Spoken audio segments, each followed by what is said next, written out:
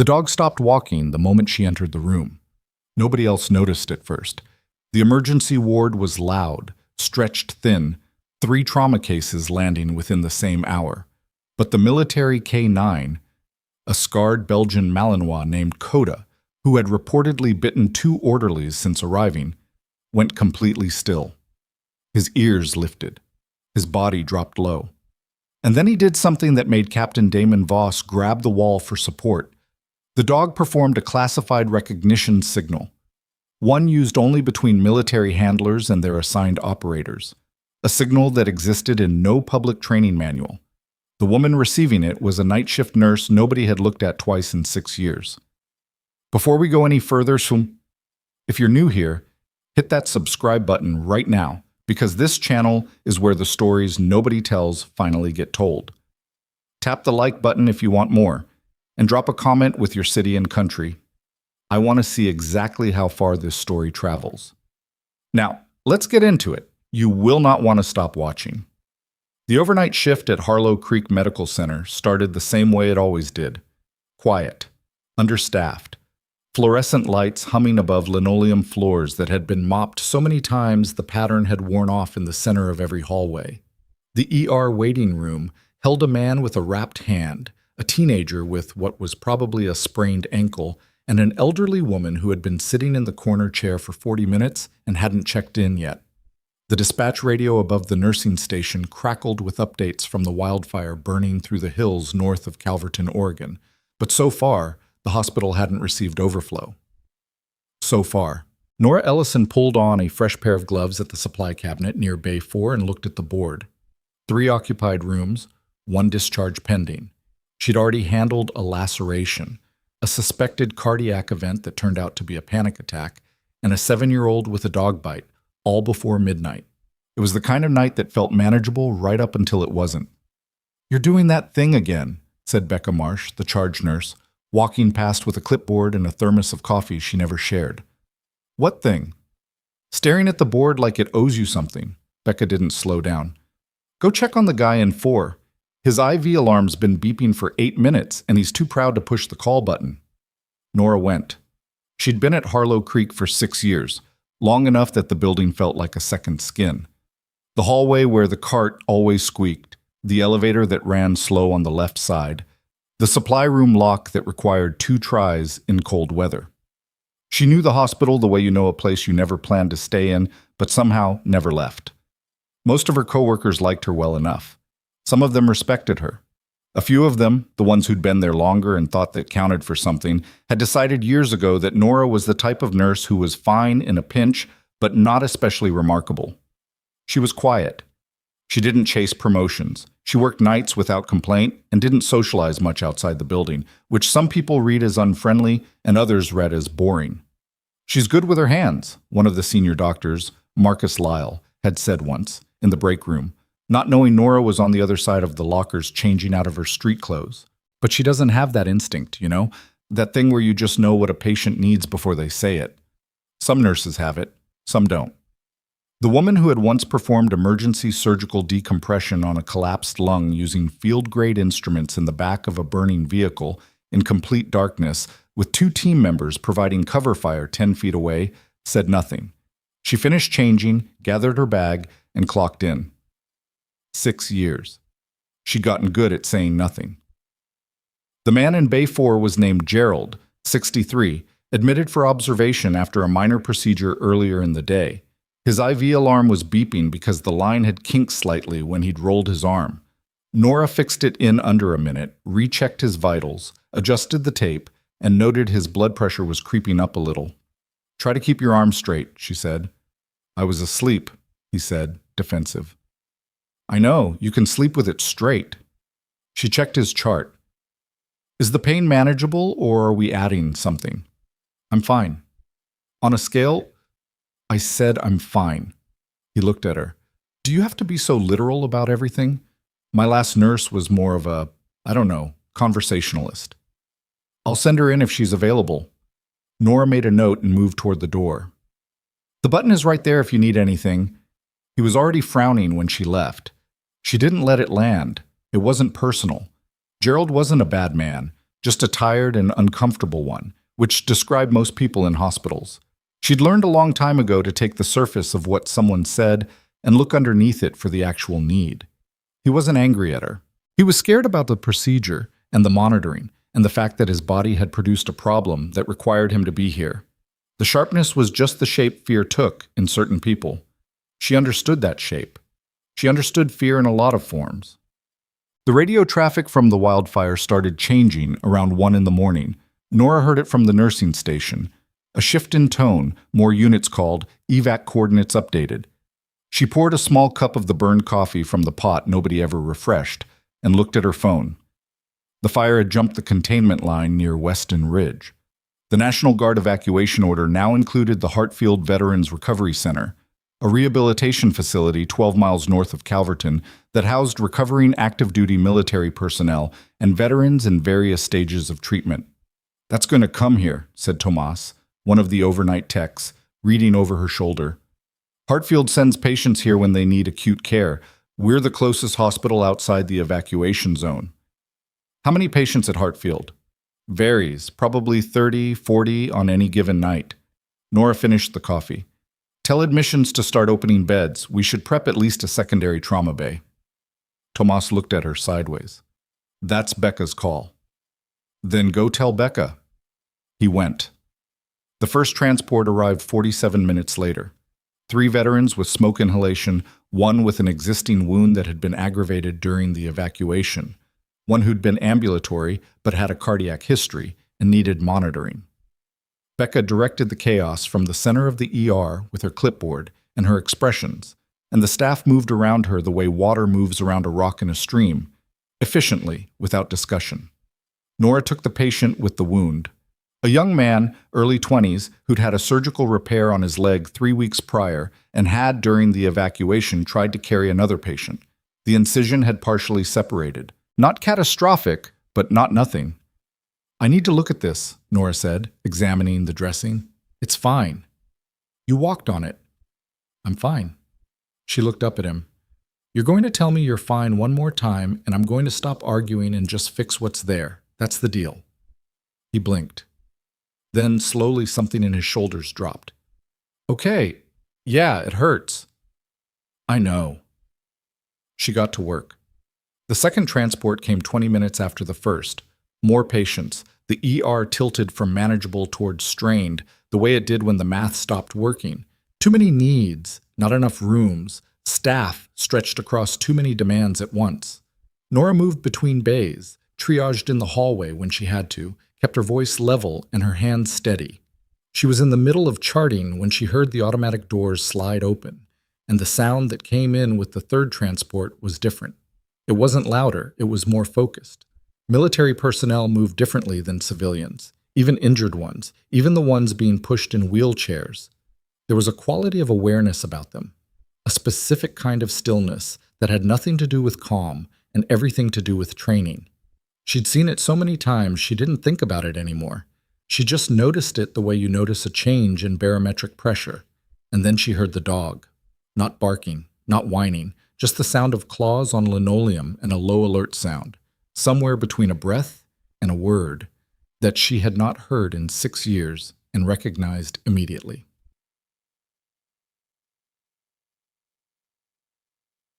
Captain Damon Voss came in on a gurney he was visibly unhappy about. He was 38, dark-haired, with the kind of lean that happened when someone had been working too hard for too long and hadn't been eating regularly. And he had an arm injury, a complex soft tissue situation involving his shoulder and part of his upper chest, that had clearly been managed through gritted teeth before his transfer. He was talking to the medic escorting him, something quiet and technical, and he kept glancing back at the K9 walking beside the gurney. Coda. The dog was a Belgian Malinois, probably 4 years old, with a scar along his left hip that told a story in shorthand. His vest marked him as a working military animal. He moved with his handler, or what had been his handler before Voss was injured, and his eyes were continuously scanning the environment with the calm, directed intelligence of an animal that had been trained to assess threats and did so automatically and always. The staff gave him distance. That was fine. Coda wasn't looking for contact anyway. He was working, even now, even in a hospital hallway at 1:30 in the morning with his unit scattered across an evacuation scenario. Nora was at the nursing station when they came through. She looked up from the chart on her screen and saw the gurney, saw the soldier, saw the escort. And then she saw the dog. And something in her chest did a thing she hadn't felt in a long time. Something like recognition that arrived before thought did. She looked back at her screen. Coda stopped. She didn't see it happen. She was already looking down, but she heard it. The absence of the claw sound, the small shift in the air that happens when a large animal changes from moving to still.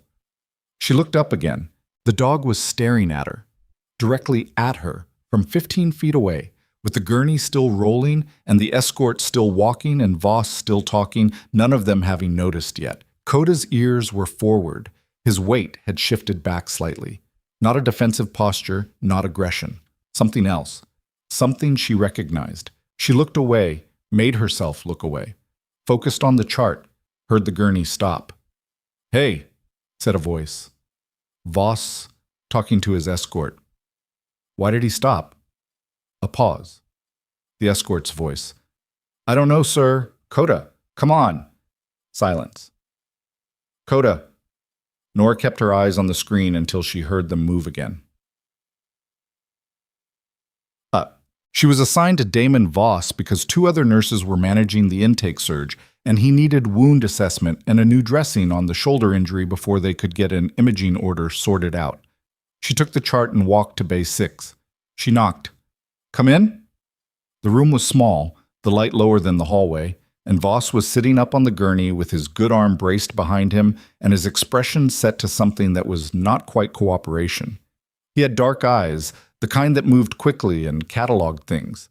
He was looking at her the way a person looks at something they're trying to place. Coda was lying against the wall beside the gurney. He lifted his head when she entered. She walked to the supply tray and started assembling what she needed. "Captain Voss, I'm Nora. I'm going to check the dressing on your shoulder and assess for additional injury. Can you tell me what happened?" "Evacuation went sideways. I was moving a patient and fell. Pre-existing injury to the shoulder got worse." He paused. "I've had it looked at." "I know. I'm looking at it again." She moved toward him. "I'm going to need the shirt." He reached for it with his good arm, and she helped him without being asked, without the small performance of courtesy that some nurses did, the careful narration of what was happening, the checking in. She just moved efficiently, and he matched her without thinking about it, and they got the shirt off in about 10 seconds. The dressing underneath was military grade, not hospital issue. Someone had packed the wound and taped it with the specific economy of someone who had done this in worse conditions and knew what mattered. Nora peeled back the edge and looked. "This was done in the field," she said. "We had a medic. Decent technique." She assessed the wound. "You pulled something when you fell. The joint is going to want imaging, but the wound itself is clean. You're not looking at a serious reopening if we redress this properly and you stop using the arm." "I need the arm." "Not tonight, you don't." He looked at her. She looked at him. "Not tonight," she said again, levelly. Coda made a sound. Nora glanced at the dog automatically, the way you glance toward any unexpected noise, and Coda was sitting up now, watching her with an expression that was not watchfulness. She looked back at Voss and started the dressing. "What's his training background?" she asked. "Classified," Voss said. "I'm not asking for his file. He's been running elevated awareness since he came in. I want to know if that's normal for him in unfamiliar environments or if he's reacting to something." A small pause. "That's a pretty clinical way to read a dog." "I work nights in an ER. You learn to read everything in the room." She smoothed the new dressing. "Does he calm down or does he run like this until he's out of the building?" "Usually calms once he's assessed the space." Voss was still watching her. "He hasn't done that yet." "He will." She taped the last edge. "Try not to use the arm. Someone will come back with the imaging order." She gathered the materials and turned toward the door. "Hey!" She turned back. Voss was looking at her with the same expression from before, the one that was trying to place something. "What's your full name?" "It's on my badge." She nodded toward it. He looked. She watched his eyes read the name. Something moved across his face. Not recognition, not yet, but the early shape of a question. "Ellison," he said.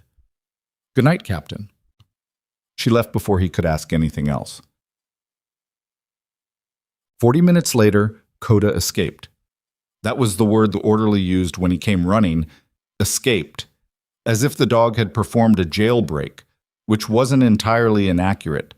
Voss had been taken for imaging, and someone had looped Coda's leash around the gurney rail in the imaging hallway without accounting for the fact that the K9 had been trained to slip a restraint if he determined he needed to move, which apparently he had determined. By the time anyone realized the dog was loose, Coda had already covered half the ER. Nora heard the alarm from the nursing station. Not a medical alarm, just the staff alert tone they used for loose animals, which happened more than people expected in an emergency department. And she looked up to find Coda standing in the center of the hallway, 12 feet away, staring at her. "Oh, come on," said Tomas, pressing himself against the wall. "Someone call animal control." "He's a military working dog," Nora said. "Don't call animal control." "He's also standing in the middle of our ER." "I know." She set down the chart. "Give me a minute."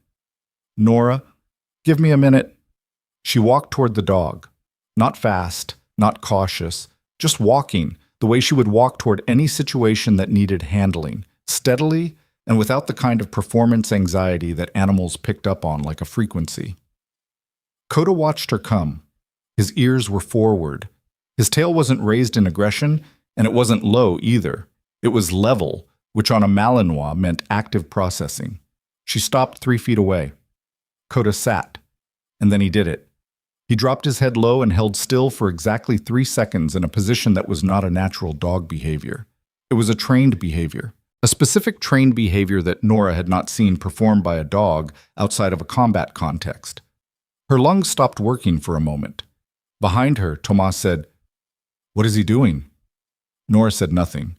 She was fighting something, a reflex, the specific muscle memory of a response that her body remembered even when her mind was trying to override it. Her right hand moved before she caught it. Just slightly. Just enough. Tomas saw it. "Did you just... Was that a hand signal?" "No." She reached forward and touched Coda's collar. "Come here. You're okay." The dog stood and walked beside her like he'd always known her. She brought him back to Bay 6, closed the door, and sat on the edge of the chair against the wall. Coda lay down beside her immediately, pressed against her leg, and for a moment neither of them moved. "Yeah," she said quietly. "I know." He looked up at her. "I know," she said again. Cool. Damon Voss came back from imaging 30 minutes later to find his dog in Bay 6 and his nurse not present.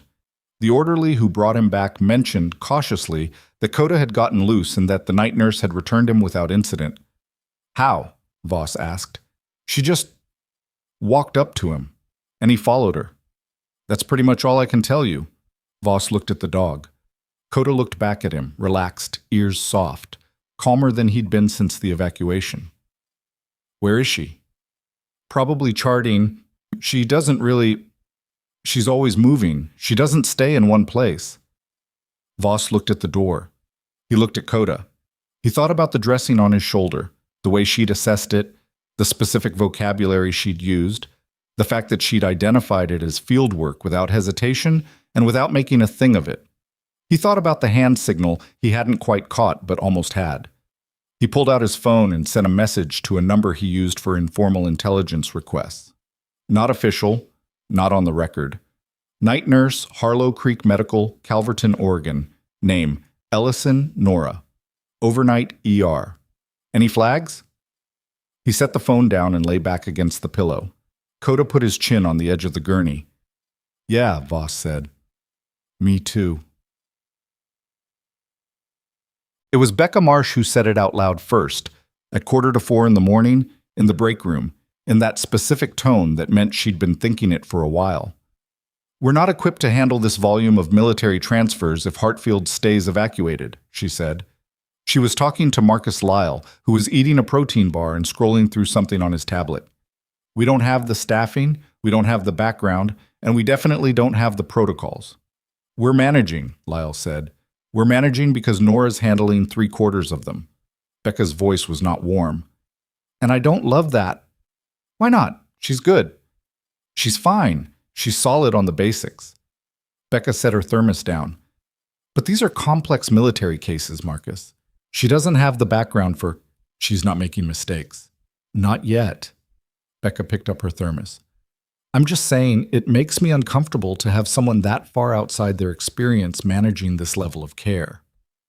Nora heard this because the break room had a vent that ran behind the supply cabinet in the hallway outside Bay 3, and she had been in that hallway for 6 years and had learned, not intentionally, which conversations could be heard from it.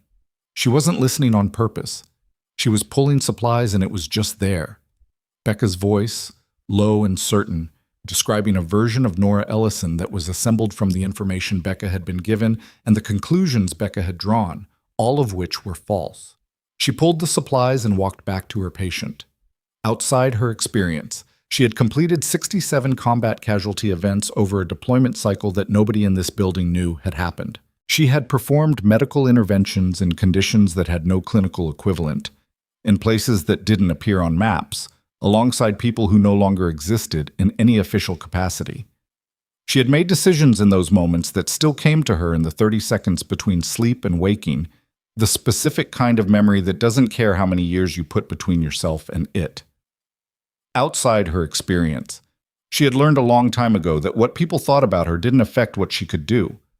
She had in fact depended on exactly that, on being underestimated, on being overlooked, on being the quiet night nurse that nobody thought twice about.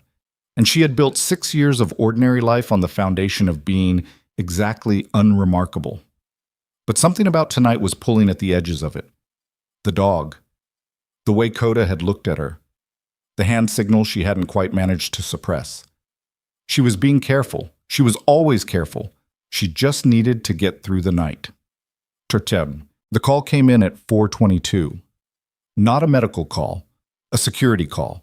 The kind that brought a specific quality of silence into the room before anyone understood exactly what was happening. The moment when the dispatch frequency shifted and the security desk officer's voice went tight and clipped and the words came through in the specific pattern of someone reading from a situation protocol. Armed individual. Emergency wing entrance. Altercation with security officer. Subject moving into the building. Nora was standing at the nursing station when the announcement came over the internal channel. She looked at the board. 6 active patients. 2 nursing staff visible. Tomas in the hallway near Bay 2, a per diem nurse named Sheila at the far end of the ward. The ER was at a configuration she understood immediately, the way she understood any space she'd been in long enough. Entry points, sight lines, distance between positions, available cover. Her mind did the math before she'd finished the thought. Tomas, she said, and something in her voice made him look over immediately. Get everyone who can move into the supply corridor. Bay doors closed. Now. What's now? She was already moving. Don't come back into the main hallway until I tell you. She went to the emergency supply cabinet, not the standard one, the one near the trauma bay that held the defibrillator and the blood pressure equipment, and also because this was a unit that got security incidents more often than the rest of the hospital, a locked case with basic restraint and emergency response tools. She wasn't going for the restraints.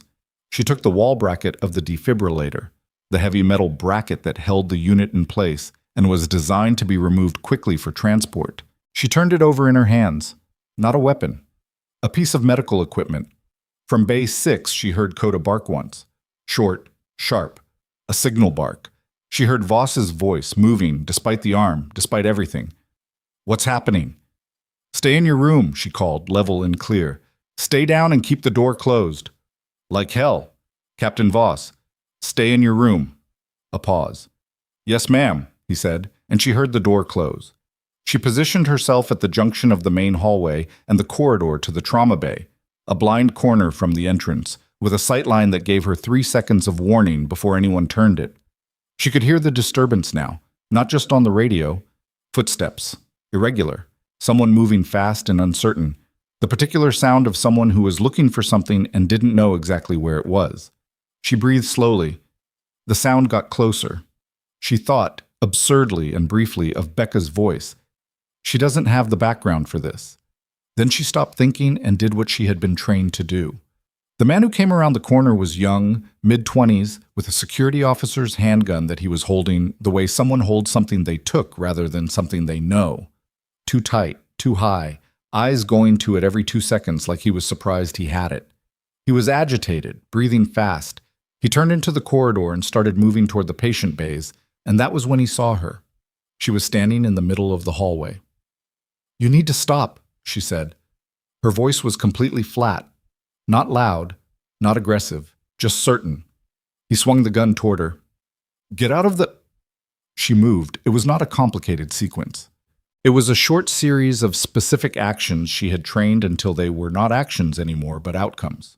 The step to the outside of the weapon arm, the turn, the control of the wrist, and then the bracket in her other hand against the back of the elbow. Not hard enough to damage, exactly hard enough to make the joint stop working the way he expected it to. The gun hit the floor. She kicked it to the wall, controlled his arm behind him, and put him down in one continuous motion that took less than 4 seconds from the moment he'd swung the barrel toward her. He hit the floor and didn't move. She stepped back, breathing steady. Tomas appeared at the far end of the corridor, white-faced. "Oh my God!" "Call police," Nora said. "Tell them the subject is secured and his weapon is against the east wall. Don't touch the weapon." Nora saw... "Tomas, call police." He reached for his radio. Nora looked at the man on the floor. He was conscious, just not able to do anything about it at the moment. She checked his pulse, which was fast but present. She looked at his hands, his pockets, his face, profiling the way she'd been taught, reading the inventory of him quickly. He was scared. He was a patient, or a patient's family member, not a professional. This had escalated from something else. She heard Voss's door open. She turned around. He was standing in the doorway of Bay 6, arm in the new dressing, Coda beside him, looking at her with an expression she couldn't entirely read. He'd seen some of it, maybe all of it. She wasn't sure how long the door had been open. She looked at him. He looked at her. From behind him, in the bay, his phone lit up on the gurney, the screen bright in the low light, a response to the message he'd sent an hour ago about the night nurse named Ellison. She couldn't see the screen from here. She didn't need to. She recognized the look on his face. It was the same look people got when a piece of information arrived that reordered everything they thought they understood. "Captain," she said, "please go back inside." "Who are you?" he said. His voice was quiet, not aggressive, just someone asking a question they already suspected they knew the answer to. Coda pressed against her leg. Nora looked at the dog, at the soldier in the doorway, at the phone lit up on the gurney behind him. Police sirens were already audible in the distance, 2 minutes out at most. "I'm the night nurse," she said, "and I need you to get back in that room." But the look on his face said he wasn't going to let it sit there. And the phone on the gurney kept glowing, and the distance between who she had been and who she had made herself into was closing in the space of a hospital hallway at 4 a.m. And she understood, with a clarity that felt almost like cold water, that tonight was the night the 6 years ended. The police arrived in 2 minutes and 14 seconds, which Nora knew because she counted, the way she always counted intervals when she was waiting on something she couldn't control. 3 officers came through the ER entrance fast and loud, hands on holsters, reading the space the way they'd been trained, and then stopping when they found a woman in blue scrubs standing calmly in the middle of the hallway beside a secured subject on the floor, a Belgian Malinois sitting at her heel, and a decorated army captain in the doorway of Bay 6, watching all of it with the expression of someone who had revised his understanding of events and hadn't finished processing the revision yet. The first officer, young, maybe 26, with the particular energy of someone who had prepared for a bad situation and arrived to find it already handled, looked at the man on the floor, at the weapon against the east wall, and then at Nora. "You did this?" he said. "I secured the individual and moved the weapon. His pulse is stable." She kept her voice at its regular volume. "He had a stolen firearm and was moving toward occupied patient bays. I don't know his name. I don't know why he was in the building. You'll want to check admissions for anyone who was in the waiting room or came in with one of the evacuation transports." The officer stared at her for a beat longer than was strictly necessary. Then he nodded to his partner, who moved toward the subject on the floor, and he turned back to Nora. "I need to get a statement from you." "I know. Give me 10 minutes to check on my patients first." She didn't wait for his answer. She turned and walked down the corridor, and Coda walked with her, and after a moment she heard the officer behind her decide not to argue about it. From Base 6, Voss watched her go. His phone was in his hand. The message on the screen was 12 words and a case number, sent from a contact he'd used 3 times in 6 years. A man who could find information in places that officially didn't have information. The 12 words were, "That name doesn't exist before 8 years ago. Find out who she was." He looked at the empty hallway where Nora had been standing. He looked at Coda, who had followed her and then paused at the edge of his visual range, and was now looking back at Voss as if asking a question. "Yeah," Voss said. "I know." The subject on the floor was a man named Gary Pell, 31, who had been in the ER waiting room since 10 p.m. with a cut on his hand he'd been too anxious to let anyone treat. He had a psychiatric history, a history of conflict with law enforcement, and a brother who had been admitted to Hartfield 18 months ago and had not come home from it in the way Gary had hoped. He wasn't a threat in any organized sense. He was a man who had been sitting in a hard plastic chair for 6 hours getting worse inside his own head until something snapped, and the security officer he'd hurt was going to be okay, and the gun had never had its safety disengaged. None of that made it not a real situation, but it changed the texture of it.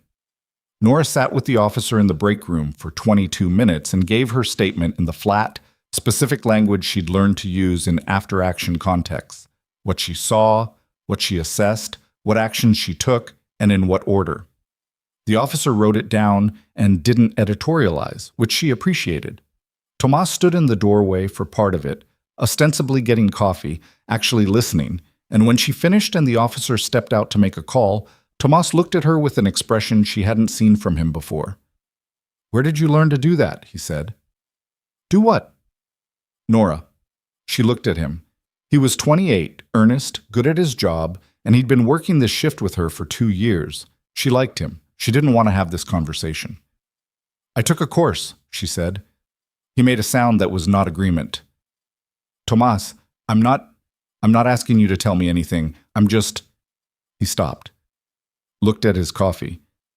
"That was not a course. Whatever that was, it was not a course." She didn't answer. "Are you okay?" he said. The question surprised her, not because it was strange, but because it was the right one, and she hadn't expected it to be the first thing he landed on. Everyone else was still processing the how of what had happened. He jumped to her. "I'm fine," she said. "Okay." He straightened up. "I'm going to go finish the intake charts." "Thank you." He left. She sat for a moment in the break room alone, listening to the building settle around her. The hum of the ventilation, the distant sound of a monitor alarm being silenced, the particular quality of a hospital at 4:30 a.m. when the first edge of exhaustion had turned to the second wind that carried the overnight staff to morning. She needed to think. Not about Pell, who was no longer a variable. About Voss. About the phone and the message she hadn't read. About the fact that Coda had performed that signal in front of 3 other people, and at least one of them, Tomas, had seen her respond. She had been careful for 6 years. She had built the careful life piece by piece, the way you build something when you know it has to hold weight, quietly, deliberately, testing each joint before you added the next one. New name, legal and clean. New state, far from the corridor where her real history lived. A skill set she could use in plain sight because nursing and combat medicine overlapped just enough to explain the competence without explaining the source of it. But a military K-9 trained to recognize specific handlers didn't care about cover stories. And Damon Voss, whatever else he was not a man who let questions sit unanswered. She needed to get through the end of the shift. 6 a.m., 2.5 hours. She could manage 2.5 hours? She went back to work. Cut. The ER quieted the way it did in the last part of the overnight. Not empty, but slower. The acute surge flattening into the steady maintenance of people already admitted. Nora moved through her checks methodically. She was in the hallway outside Bay 3 when Becca Marsh appeared from the direction of the administrative wing, which was unusual at this hour, and stood at the nursing station looking at something on the desk computer with an expression Nora had learned to read as the specific kind of careful that preceded a difficult conversation. She kept moving. Head down, finish the chart. Nora. She turned. Yeah. Come here for a second. She went. Becca was looking at the police report that had already populated on the system, partially completed, with Nora's name in the primary response field. Becca read it the way she read everything, was set completely, without speaking, before she formed an opinion. You disarmed an armed individual, Becca said. Not a question. I secured the immediate threat to patient safety, Nora said. The patients in the active bays, I'm not questioning the outcome. Becca's voice was measured. I'm questioning the method. You should have stayed with your patients and let security handle. Security was down. The officer was hurt. The individual was moving toward the patient bays. Nora. Becca turned from the screen. You're a nurse, not a security officer, not a whatever that was. She gestured vaguely toward the hallway.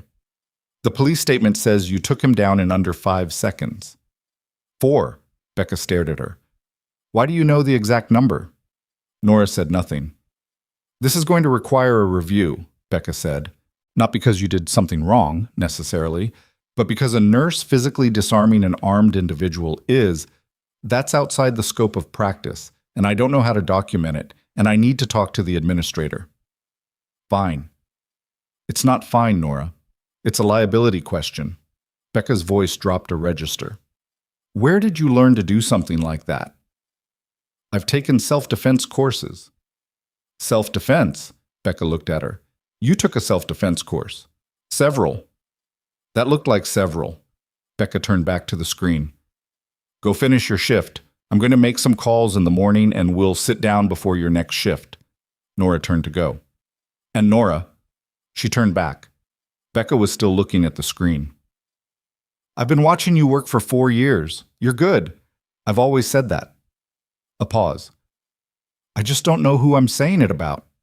Nora walked back to the hallway. Her hands were completely steady. Her hands were always completely steady. At 5:15, Voss was supposed to be sleeping. He was not sleeping. He was sitting up in Bay 6 with Coda on the floor and his phone in his hand, and he had made 3 more queries in the last 45 minutes using 2 different channels. His informal contact, a former intelligence analyst named Bricks, who now did private security consulting, and a database he technically still had read access to because someone had forgotten to revoke his credentials after his last deployment restructure. What he had found was mostly absence. Nora Ellison, age 34, Calverton, Oregon. Oregon nursing license, active, no infractions. Prior address in Medford. Before that, a gap. A clean break that started 8 years ago with a Social Security application in Portland, and nothing before it that matched the profile. No childhood medical records, no school enrollment, no family paper trail.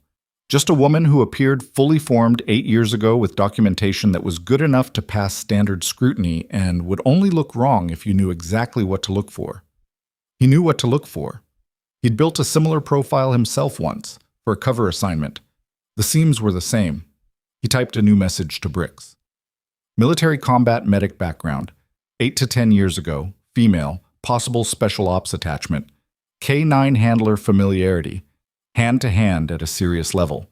Missing person or casualty record that doesn't hold up. He sent it. He set the phone down. He looked at the ceiling. The hand signal Coda had used wasn't universal. It was specific to a program, a joint forces program that had been classified at a level that meant most people in the military had never heard of it. The handlers trained for that program went through a specific pipeline. There hadn't been many of them. The program had been restructured, officially, after an incident overseas that Voss knew about in the way you knew about things that had been explained to you in a room with no windows, and then never spoken of again. Several of the personnel from that program were on record as casualties. He hadn't known any of them well enough to put a face to a name, but Coda had. Coda, who had been transferred to Voss's unit 8 months ago from a classified K9 program that had been wound down. He looked at the dog. Who is she? He said. Coda put his chin on the edge of the gurney. Tea. The morning shift arrived at 6. The day nurses came in with coffee and the specific energy of people who had slept and were about to take over a situation from people who hadn't, and the overnight staff moved through handoff with the efficiency of a team that had been through a long night and wanted, very much, to go home. Nora gave her handoff to the day charge nurse, a woman named Pat, who had been at Harlow Creek since before Nora arrived, and who responded to the security incident with a long exhale and the words, "I'm putting in for a raise." And then she gathered her bag from her locker and walked to her car. She sat in the parking lot for 6 minutes.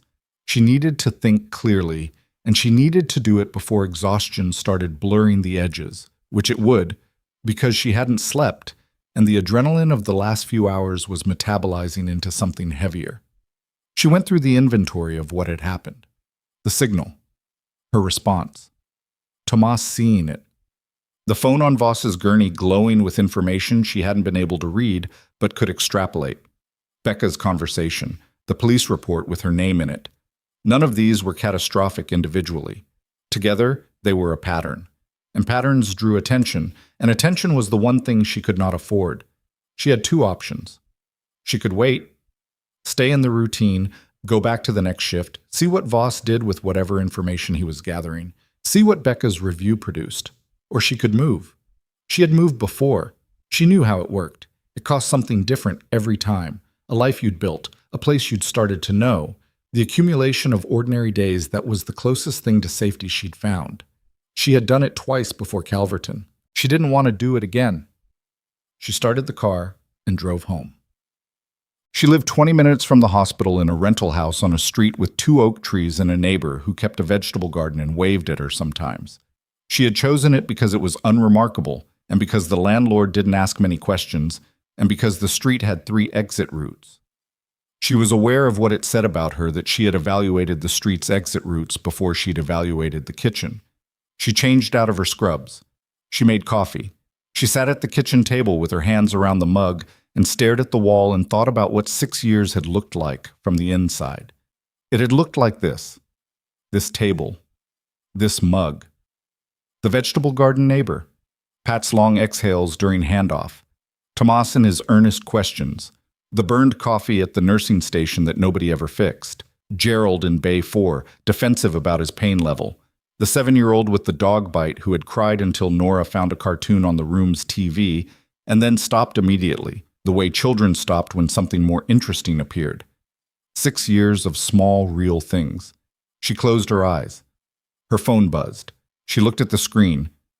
Unknown number, Oregon area code. She let it go to voicemail.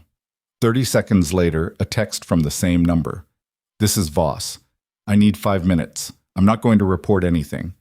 She put the phone face down. It buzzed again. She turned it over. Coda is asking for you. That's not a metaphor. He won't eat. She almost laughed. It came out as something shorter and less clean than a laugh. She looked at the ceiling. She typed back, "How did you get this number?" His response was immediate. Hospital directory. Your emergency contact is listed as yourself, which is either very efficient or a choice. She stared at that for a moment. It's a choice, she typed. I know, he wrote. That's what I want to talk about. She set the phone down, picked it up, set it down again. This was the thing about being careful for long enough. You started to know, with a clarity that was almost physical, the moment when careful stopped being enough. Not because you'd failed, because the world had moved into contact with you in a way that couldn't be stepped back from. Coda had recognized her. That was not a thing she could undo. She picked the phone up again. What do you already know? A pause, longer this time. Then, enough to know I'm probably wrong about whatever I think I know. That was an honest answer. She appreciated honest answers. Not over the phone, she typed. And not at the hospital. Name the place. She thought for a moment. There's a diner on Marsh Road called Pelicans, off the main route. Open at 7. I'll be there. She looked at the message. She looked at the window, at the early morning light coming in sideways through the oak leaves. She thought about the program, about the mission, about the people who knew she was still alive and were, at some level she could not fully map, probably always going to be looking. She thought about the phone on Voss's gurney. She needed to know what he'd found before she could know what to do about it. Walking away without knowing was the worst option. If his information was already in a system somewhere, moving wouldn't help. She needed to understand the shape of what she was dealing with. She got up, showered, changed, and drove to Pelican's diner. He was already there when she arrived, which didn't surprise her. He'd found a booth in the back corner. Instinct or intention, she couldn't tell, with his back to the wall and a sightline to the door, and Coda was under the table with his chin on Voss's boot.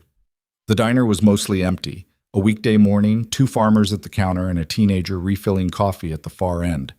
She sat down across from him. He looked different outside the hospital context. Less like a patient, more like himself, whatever that was. The arm was in a sling now, properly. He looked like he hadn't slept, which she understood. "You drove yourself," she said. "I'm not supposed to," he said. "Shoulder." "I know, I dressed it." "You did." He looked at her across the table. "You want to order something?" "No." "Okay." He put his hands on the table, his good hand and the edge of the sling on the other side. "I'm going to tell you what I know, and I want you to correct me where I'm wrong. That's all. No reporting, no channels. Just, I want to understand what happened in that hospital last night." She looked at him steadily. "Why?" "Because Coda has been in 3 combat deployments, and he has performed that signal twice in his life. Once for his original handler, who was listed as killed in action on a mission 6 years ago." He paused. "And once for you." The diner was quiet around them. The coffee machine behind the counter clicked and sighed. "I'm a nurse," she said. "You're a nurse now," he said. "What were you before?" She looked at him for a long moment, looked at Coda under the table, who was watching her with those steady, knowing eyes. "I was a combat medic," she said, "attached to a joint forces unit that doesn't appear in public records." "The K9 program," he said, quietly. "One of the components, yes." She folded her hands on the table. "I was attached as medical support.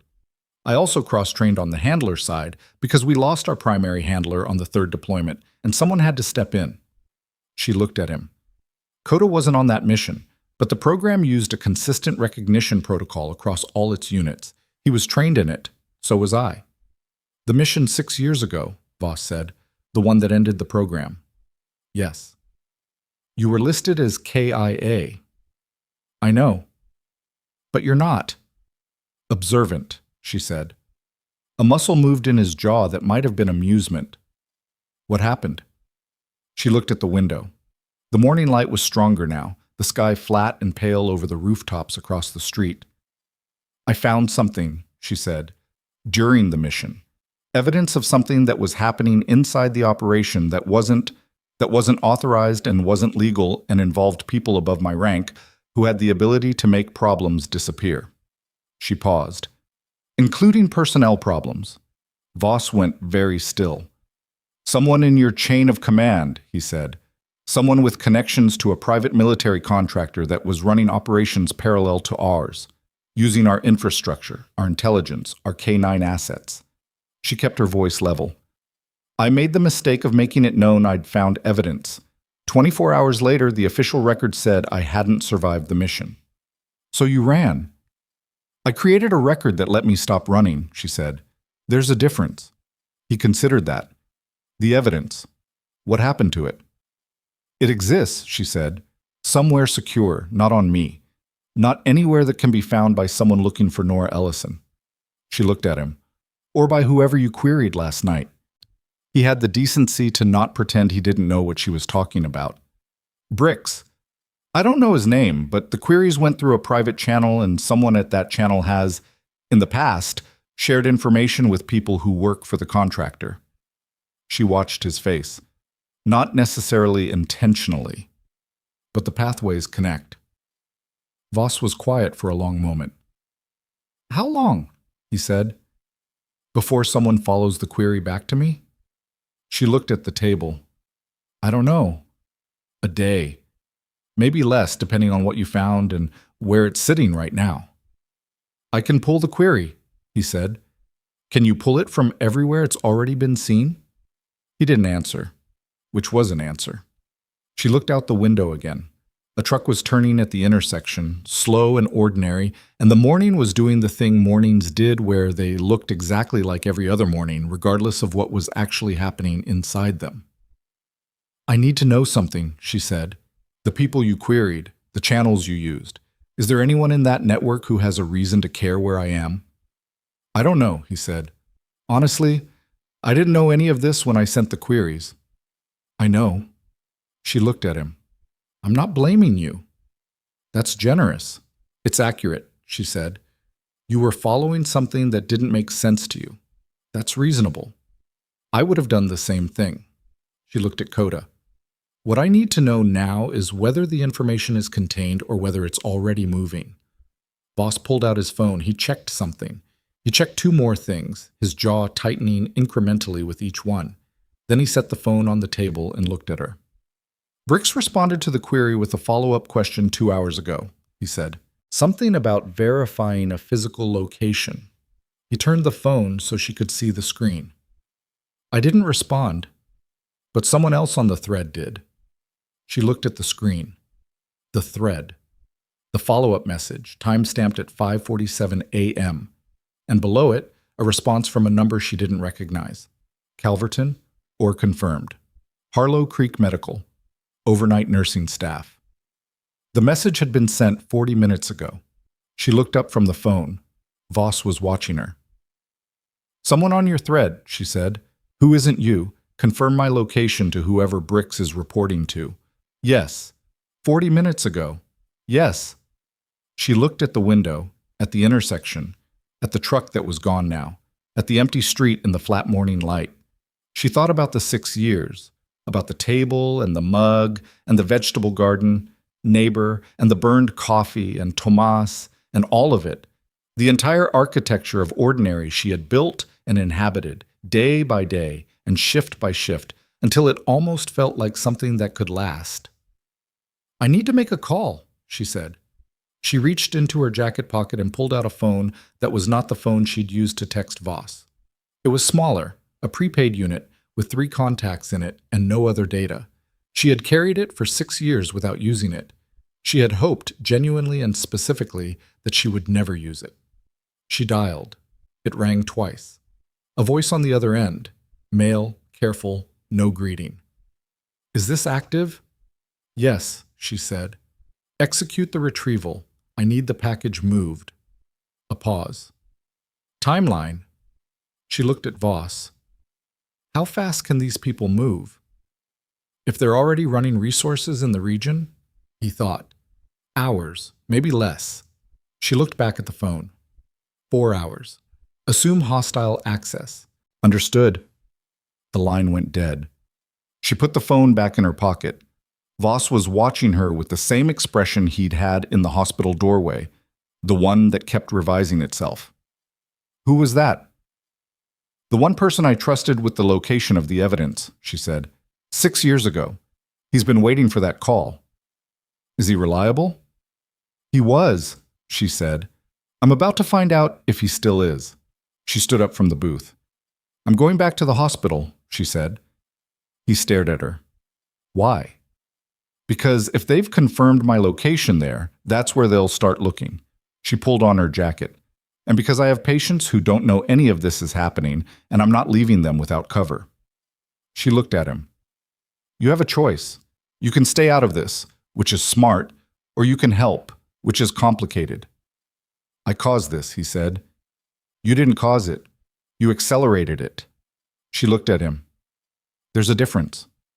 Coda was on his feet now, watching her, waiting. Voss reached for his keys with his good hand and then stopped, because he couldn't drive, and they both knew it. "I'll drive," she said. They walked out of the diner into the morning, and Nora Ellison, or whatever her name actually was, underneath the name she'd been living inside for 6 years, understood that the 4 hours she'd just bought were the last 4 hours of the life she'd spent 6 years building, and that what came after them depended entirely on whether a man she hadn't spoken to since she'd technically died was still someone she could count on. She started the car. Coda pressed against her arm from the back seat, warm and solid and certain. She drove. The drive back to Harlow Creek took 19 minutes. Nora ran 2 yellow lights and took the back route along the service road behind the commercial strip. Not because it was faster, but because it avoided the 2 main intersections where a vehicle could be boxed in if someone was already moving resources.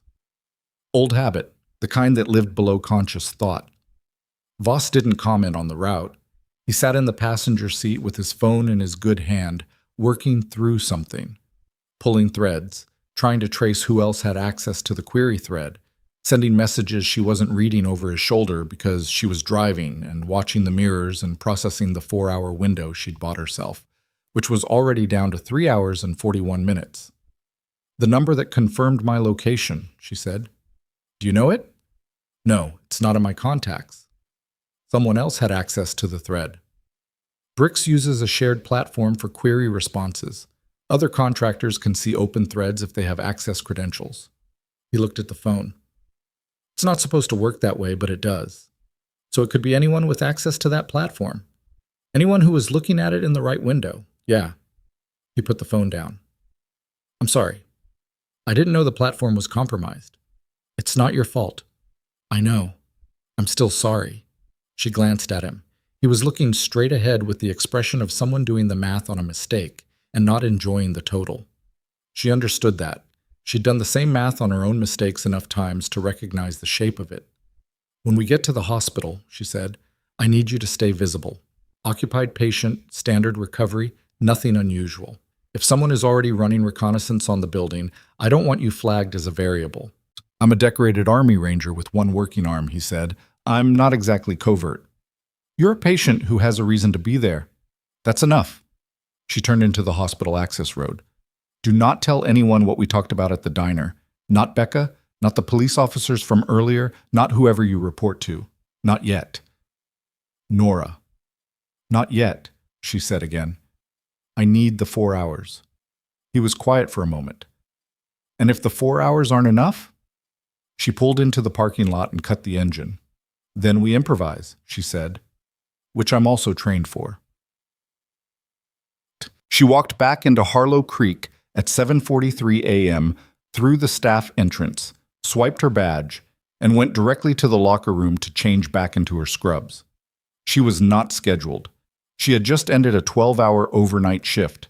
Nobody would expect to see her in the building, which meant nobody was watching for her, which gave her a window. She needed to walk the building. Not the clinical version she'd done 1,000 times, checking rooms, checking patients, moving through the routine. The other version, the one she'd done automatically and unconsciously every shift for 6 years without calling it what it was, a security assessment. Entry points, exit routes, staff positions, blind spots in the camera coverage she'd noticed over time, the service corridors that the day shift used less often because they were inconvenient. She moved through the building methodically. The ER ground floor had 4 access points that mattered. The main patient entrance, automatic, monitored by 1 camera and typically 1 security officer during day shift. The same officer position that had been compromised last night, currently being covered by a substitute who was new and visibly uncertain. The staff entrance where she'd come in, badge access, camera above the door, moderate traffic during shift change. The ambulance bay on the east side, controlled access but frequently propped open by paramedics during handoffs. And the service entrance at the north end, which connected to the loading dock and required a key card that a significant number of staff had because it was used for supply deliveries, and it was inconvenient to call someone every time. 4 points. 1 compromised security officer, a building full of patients who did not know anything was happening. She went to the 4th floor. The hospital's administrative level was mostly quiet this early. A few department heads, a financial administrator, the head of security, whose name was Dale, and who Nora knew slightly because he'd been the one to process the incident paperwork from last night's event, and had stopped her in the hallway at the end of her shift to ask how she was doing. Dale was a retired Portland PD officer, 61, thorough, and deeply unimpressed by most things. She liked him. She found him in his office with his door open, reading the incident report on his monitor. "You're not on shift," he said without looking up. "I left something in my locker," she said. A lie so ordinary he had no reason to question it. "Dale, how's your camera coverage on the North Service entrance?" He looked up. "Why?" I was thinking about last night. If Pell had come in through the service entrance instead of the main doors, we wouldn't have had any visual on him until he was already inside the clinical area. Dale looked at her for a moment. Then he turned to his second monitor, which showed the security feeds. He pulled up the north service entrance. The camera angle covered the door and about 6 feet of the exterior loading dock. "It's a known gap," he said. "I've been asking for a second unit on the east side of the dock for 8 months. Budget keeps deprogramming it." He looked at the feed. "Why are you really asking?" She looked at the monitor. The loading dock was empty. "Morning delivery already processed. Next one, not until afternoon." "I've been here 6 years," she said. "I've never thought seriously about what a second incident would look like if it came from a different vector." "Second incidents usually do come from different vectors," Dale said. "I know." He looked at her for another moment. Dale had the specific quality of someone who had spent a career reading people in situations where they were not saying the thing they needed to say, and he was applying that quality to her right now. She could feel it. "Is there something I should know about?" he said. "Not yet," she said. "But if something comes up today that seems off, access requests, unfamiliar faces in the clinical area, anything that reads wrong, can you call me directly? Not through the desk, my cell." She wrote the number on a sticky note from his desk. Not the prepaid, the regular phone. He took it. "You working today?" "Probably," she said. "You work 12 hours overnight." "I know." He looked at the sticky note. He looked at her. "All right," he said. She left his office. Towards Voss had been taken back to Base 6 by a day shift nurse named Caroline, who had not been briefed on the previous night and approached him as a standard Hartfield transfer, shoulder injury, observation, expected discharge once clearance came through from the attending. He played the part, which wasn't hard, because the part was just a patient who needed his shoulder looked at, which was accurate. Coda was under the gurney. He was doing the thing dogs did when they were monitoring a situation they didn't control. Staying low, staying quiet, watching the door. The day shift nurses thought he was sleeping. He was not sleeping. Voss had called Brix on a separate line and told him to kill the query thread, attribution, and all. Brix had been resistant for about 90 seconds. The resistance of someone who operated on the principle that information always had value and erasure was always loss. And then Voss had said 3 words that were specific and technical and came from a shared history, and Brix had gone quiet and said he'd handle it. Whether he could handle it retroactively, whether the confirmation message from the unknown number had already been seen by whoever it was sent to, was the question Voss couldn't answer. The message had existed for 46 minutes before he'd known about it. 46 minutes was a significant window. His shoulder hurt. Not terribly, not at the level he'd learned to dismiss, but persistently, in the way things hurt when the adrenaline had gone and the ordinary reality of an injury reasserted itself. He'd pushed the arm during the evacuation, and he'd pushed it again this morning. He was going to hear about that from the attending. He looked at his phone. No new messages from Brix. No messages from anyone, which could mean containment or could mean the people who received the location confirmation weren't communicating through any channel he had visibility on. He thought about what Nora had told him at the diner. The program. The evidence. The contractor running parallel operations through military infrastructure. He'd heard things. Everyone in his sector heard things. Fragments and suggestions that accumulated into a picture you could see the shape of without being able to name the specific features. What she was describing had the dimensions of something he'd been aware of peripherally for years without ever getting close enough to understand it. She'd gotten close. And then she'd been erased, and spent 6 years being careful enough that erased was close enough to safe. And last night his K9 had recognized her in a hospital hallway, and the entire architecture had started to crack. He looked at Coda. "When she comes back," he said, "don't do anything dramatic." Coda looked at him. "I mean it," Voss said. She found the first one at 9:22. He was in the hospital cafeteria on the second floor, which was open to the public during meal hours, seated at a table near the window with a coffee and a tablet, and clothes that were correct for a civilian but were wearing wrong, collar too stiff for the way he was moving, jacket with a specific hang on the left side that she recognized. He had the alert passivity of someone who was present in a cover capacity, doing the surveillance version of waiting. Nora walked past his table to the coffee station. Got a cup. Did not look at him directly. Used the window reflection above the coffee machine to look at him. He was looking at his tablet. The tablet screen was showing something she couldn't fully resolve in the reflection, but the angle of it was wrong for reading. Too high, showing the cafeteria floor plan rather than facing toward him. He was mapping the floor. She poured the coffee and walked back toward the elevator without varying her pace. One confirmed. Likely more. She took the elevator to the third floor, walked the length of the corridor to the stairwell, and pulled out the prepaid phone. The contact answered on the first ring. Ellison? I have visual on at least one, she said quietly. Hospital is already being scoped. How long on the package? 2 hours minimum. Your contact is traveling. He needs to be faster. I know. He's moving. A pause. The evidence is physically secure, but we need legal eyes on it simultaneously or it won't hold. If it surfaces without proper chain of custody, it gets suppressed. I know that. She'd known that for 6 years. The evidence alone wasn't enough. It never had been. That was the part she hadn't been able to solve from inside a quiet life. Getting the material into the right hands in the right way, with documentation that established how it was obtained and what it demonstrated, before the people it implicated could challenge its authenticity. The attorney is with him, the contact said. They're coming together. 2 hours. I'll manage 2 hours.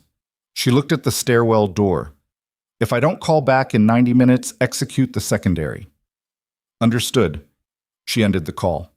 Secondary meant the evidence went to a federal investigative body directly, without the intermediary legal context that would have made it cleanest. It would hold up, probably, but it would be messier and the people implicated would have more room to fight it. She wanted the first option. She needed 90 minutes of stability to get it. She went back down to the ER. Becca Marsh arrived at 9:45, which was earlier than she'd said, which meant she'd been thinking about it all morning and hadn't been able to wait. She found Nora at the nursing station reviewing charts. She had no official reason to be reviewing, and her expression moved through confusion into something sharper. You're not on shift, Becca said. I came back for a few things. Nora didn't look up from the chart. I can go. Nora. The tone that meant stop what you're doing. I told you we'd sit down before your next shift, not that you'd come back the same morning. I'm aware. She set the chart down. The review.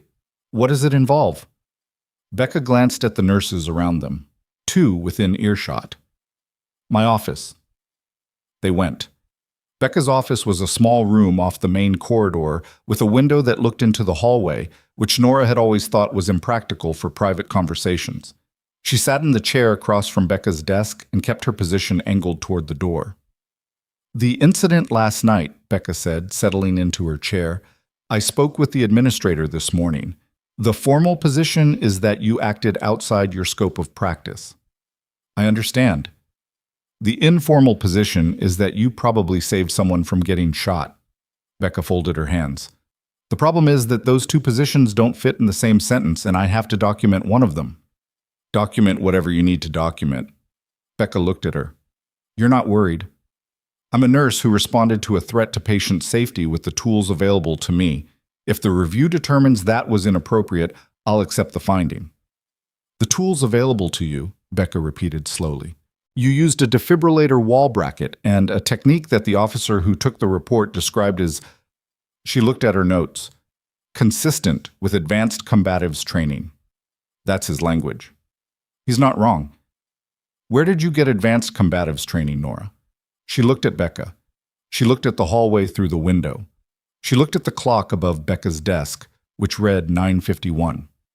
I had a life before this hospital, she said. Everyone has a life before their hospital. Mine was different from most. She met Becca's eyes. I'm not going to be able to tell you the details, and I know that makes this harder to document. I'm sorry for that. What I can tell you is that nothing I did last night harmed a patient or a coworker, and the individual I secured did not sustain additional injury from my intervention. Becca was quiet for a long moment. Marcus told me once that you were good, but you didn't have the instinct, she said.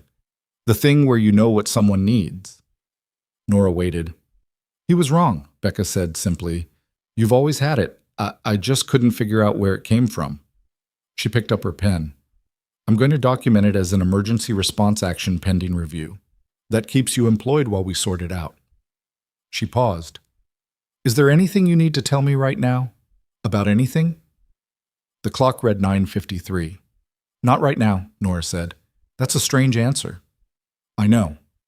She left Becca's office and went back to the hallway. The second operative she identified at 10:07, and this one was worse. He was inside the clinical area. Not the cafeteria. Inside, wearing a visitor's badge that Nora could see from 15 feet away, was a day issue badge, but had the wrong color stripe on it. Day issue badges for the current week were green striped. His was blue. 1 week old, minimum, which meant either the badge office had made an error or he'd obtained it through a channel that gave him a week-old credential because he hadn't expected to need it this early. He was standing near the entrance to the ER bay corridor, looking at his phone, in the specific way people looked at phones when they were covering the fact that they were looking at something else. He was looking at the nursing station, at the staff behind it, mapping faces. Nora was at the supply cart, her back partially to him. She turned slowly, unhurried, and walked toward the medication room, which was in the opposite direction from him, and then used the medication room's second door to come out on the other side of the nursing station where the angle was different. She found Tomas. The man in the blue badge near bay entrance, she said, keeping her voice at a level that did not carry. Do you know him? Tomas looked back at her. No. He was there when I came on. I assumed he was waiting for someone. He's not. She thought for 2 seconds. Don't look at him. Don't approach him. If he moves toward the patient bays, page Dale in security and use the code for unauthorized access. How do you know he's unauthorized? Wrong badge color. Tomas looked again, more carefully this time, a beat. Oh. Don't react. Just watch him. She walked to bay 6. Voss was sitting up. Koda was on his feet before she opened the door. She came in and closed it behind her. 2 confirmed, she said. 1 in the cafeteria, 1 in the ER corridor with a week-old visitor's badge. Voss processed this without visible surprise. Reconnaissance? Still at that stage. They haven't moved on anything yet. Which means they don't know exactly where you are in the building. Or they're waiting for someone to arrive who gives the go order. She looked at the window. Exterior, low, parking lot view. Is the parking lot visible from this window? Left side. He turned.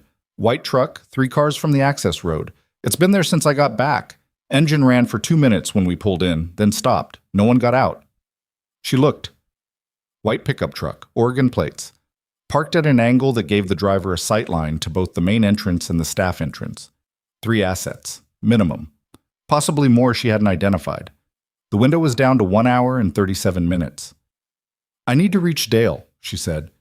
Your security director. He's retired PD. He's not going to panic, and he's not going to dismiss it. She looked at Voss. But if I tell him what's actually happening, it becomes official, and that changes the timeline for everyone. What's the alternative? I stall until my contact arrives with the evidence and legal authority. Then this becomes a federal matter, and the hospital is a secondary concern. And if they move before that? She looked at the white truck in the parking lot. Then I stop stalling, she said. Voss was quiet for a moment, then, you said 2 hours at the diner. That was 90 minutes ago. I know. So we have 30 minutes before your window closes. 35. 35. He looked at the parking lot. What do you need? You're a patient with 1 working arm. I'm also a ranger who's been in worse situations with less. He looked at her. What do you need? She thought, stay in this room. Keep Koda close. If anyone other than me comes through that door who isn't hospital staff, you do not open it. She paused. You have a way to reach your own command? Yes. If this goes sideways, use it. Tell them you have credible intelligence on contractor misconduct connected to the K-9 program and that you have a witness. She held his eyes. Don't say my name on an open line. Understood. He reached out and touched her wrist lightly with his good hand. Hey, come back with all your parts attached. That's the plan, she said. She went back to the hallway. The call came in at 10:22, not the prepaid. The regular phone. A number she didn't recognize, Oregon area code, which was how the first call had come before she'd known it was Voss. She stepped into the medication room and answered. "You're harder to find than your file suggests," said the voice on the other end. Male. Careful. The specific quality of careful that came from someone who was choosing his words because other people were listening. But not that hard. She said nothing. "The evidence you've been holding," the voice continued, "I want you to understand something. Whatever you think you know about what happened on that mission, you're holding one side of a document. There are things you didn't see." "Tell me what I didn't see," she said. "Not on the phone." A pause. "Come to the North Service entrance, alone. We can talk." That's all. Just a conversation. She looked at the medication room door, at the clock on the wall. 10:23. 32 minutes remaining in her window. The North Service entrance. The camera gap she'd identified in Dale's office. The loading dock that was empty until the afternoon delivery. "How many people do you have in this building?" she said. A brief silence that told her he hadn't expected the question, which told her something about the kind of person he thought she was. "Enough," he said. "You have 2 inside and 1 in the parking lot," she said. "The one in the cafeteria has been there since before 9, and he's had too much coffee, which means he's been waiting longer than he planned, and he's nervous. The one in the ER corridor has a week-old badge, which means your logistics on this operation are running behind. And the driver in the white truck hasn't moved in over an hour, which means he's the relay point and he's waiting on your instruction." Silence. "You're not here to talk," she said. "You're here to remove a problem." "Nora, don't." Her voice stayed flat. "Don't use my name like you know me. You know a file. You know a record you helped create." She looked at the clock. "I'll come to the North Service entrance. Give me 10 minutes. 10 minutes, he said, and hung up. She stood in the medication room for 4 seconds. She needed them to concentrate on the north entrance. She needed the 2 interior assets moving toward it, out of the clinical area. She needed the driver in the parking lot focused on the north side of the building. And she needed 8 of her 10 minutes to do something that was not going to the North Service entrance. She pulled out the prepaid. "I need the timeline moved up," she said. "Whatever you have to do." "Nora, he's 40 minutes out. Tell him to move faster." She hung up. She went to Dale's office. He was at his desk. She closed the door behind her. "Dale," she said, "I need to tell you something, and I need you to listen to all of it before you respond." He looked at her. "Okay. There are 2 individuals in this building right now who are not here for medical or visitor reasons. One in the cafeteria, one in the ER corridor with an outdated visitor badge. There's a third in a white pickup in the parking lot." She kept her voice level. "They are here because of me. They are connected to a private contractor with a federal criminal exposure, and I am the reason they have that exposure." She looked at him. "I am going to the North Service entrance in the next 8 minutes to keep them focused on one location. I need you to lock down the clinical area. No visitor access, badge only for the next 60 minutes. And I need you to pull those 2 interior individuals on the camera footage so that they can be identified." Dale had not moved. "Pull them and send the footage to—" She hesitated. "Do you have a federal contact? FBI field office, anything?" "I have a contact at the Portland field office," he said slowly, "from my PD days. Send the footage there, right now.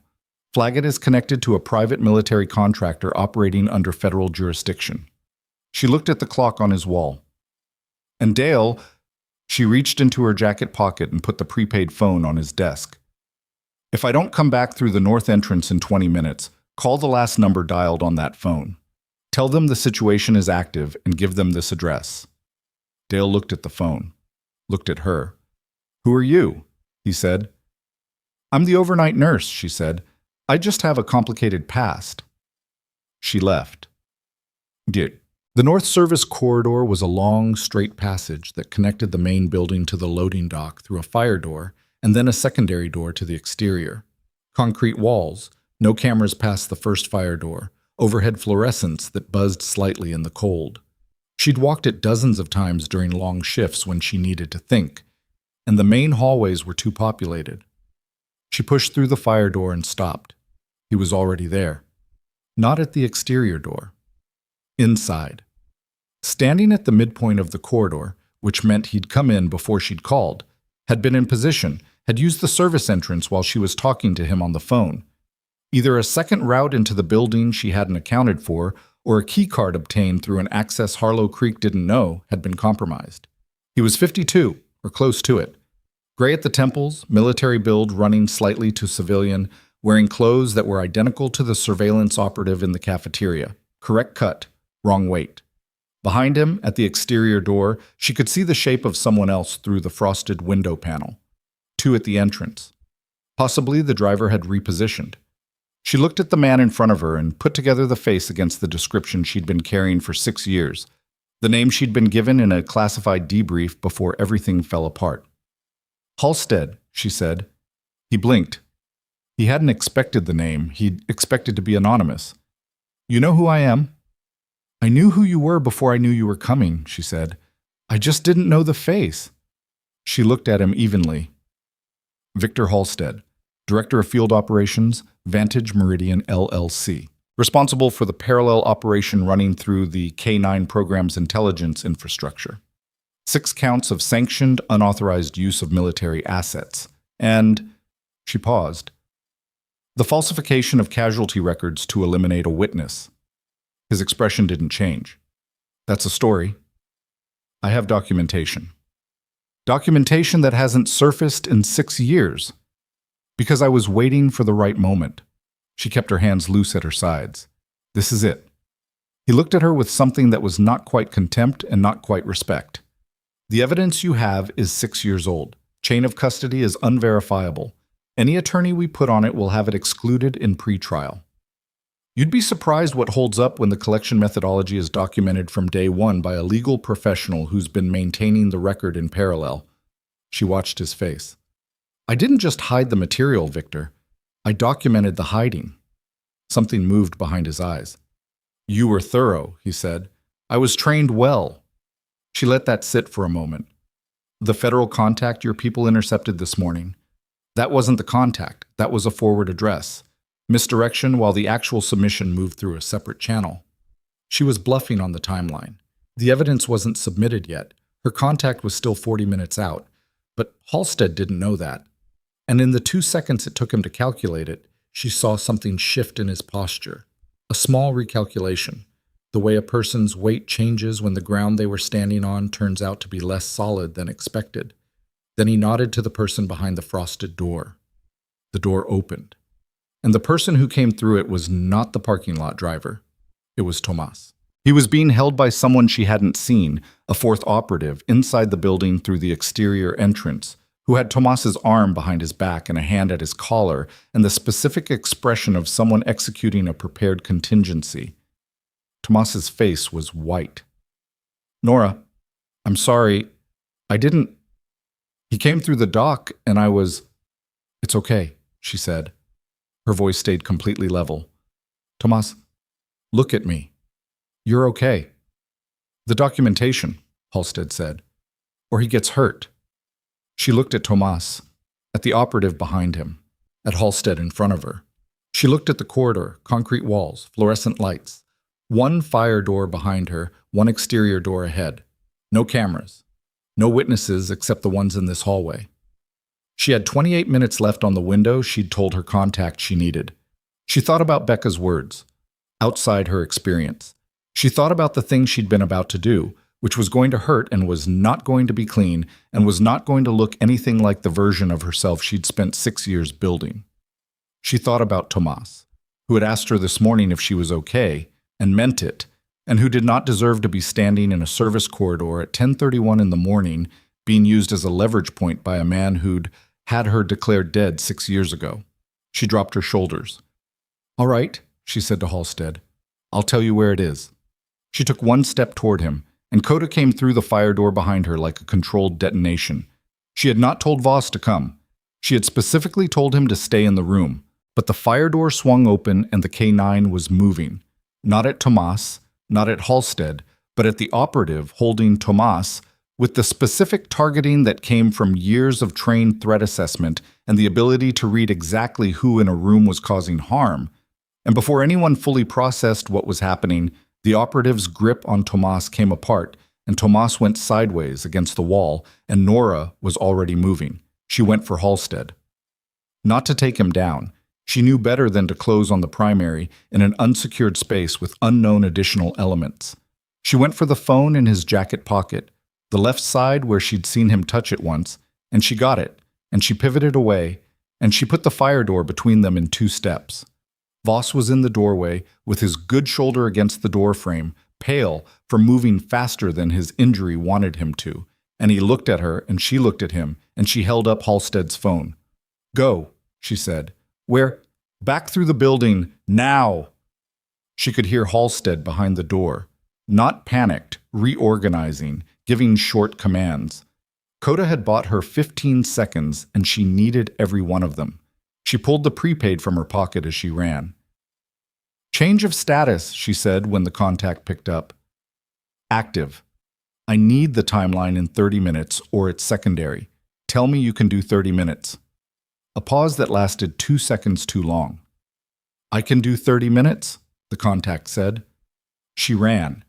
Behind her, the fire door opened, and Victor Halstead's voice came through the corridor at a volume that meant he was done with the careful version of this. "Find her," he said. "All of it.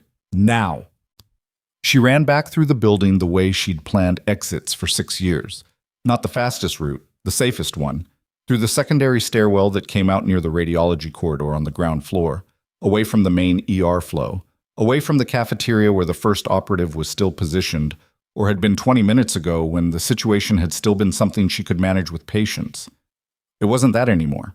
Voss was behind her and Coda was between them, and Tomas was ahead somewhere. She'd lost visual on him when she'd gone through the fire door, but she'd heard him moving, which meant he was upright and functional, which was the only thing that mattered right now. She pushed through the stairwell door and took the steps 2 at a time, hand on the rail, not running at full speed because full speed meant noise, and she needed another 90 seconds of positional uncertainty. At the bottom of the stairwell, she stopped. Voss came through 4 seconds behind her, breathing harder than he wanted to, left arm held close to his body. He was managing the pain by not acknowledging it, which she recognized as a specific kind of discipline that wore out faster than it looked. "How many did you count?" she said. 4 in the corridor, Halstead plus 3. He braced against the wall. "The one Coda took down is going to be limited for a few minutes. The other 2 were moving when I came through. They'll split, one to cover the main exits, one stays with Halstead." She looked at the stairwell door. "Where's Tomas?" "He went left when we came through the fire door, toward the elevator bank." Wrong direction. The elevator bank was visible from the main corridor. She pulled out her regular phone and typed fast. "Where are you? Don't call back, text only. 8 seconds. Then, supply room off bay 2, door locked.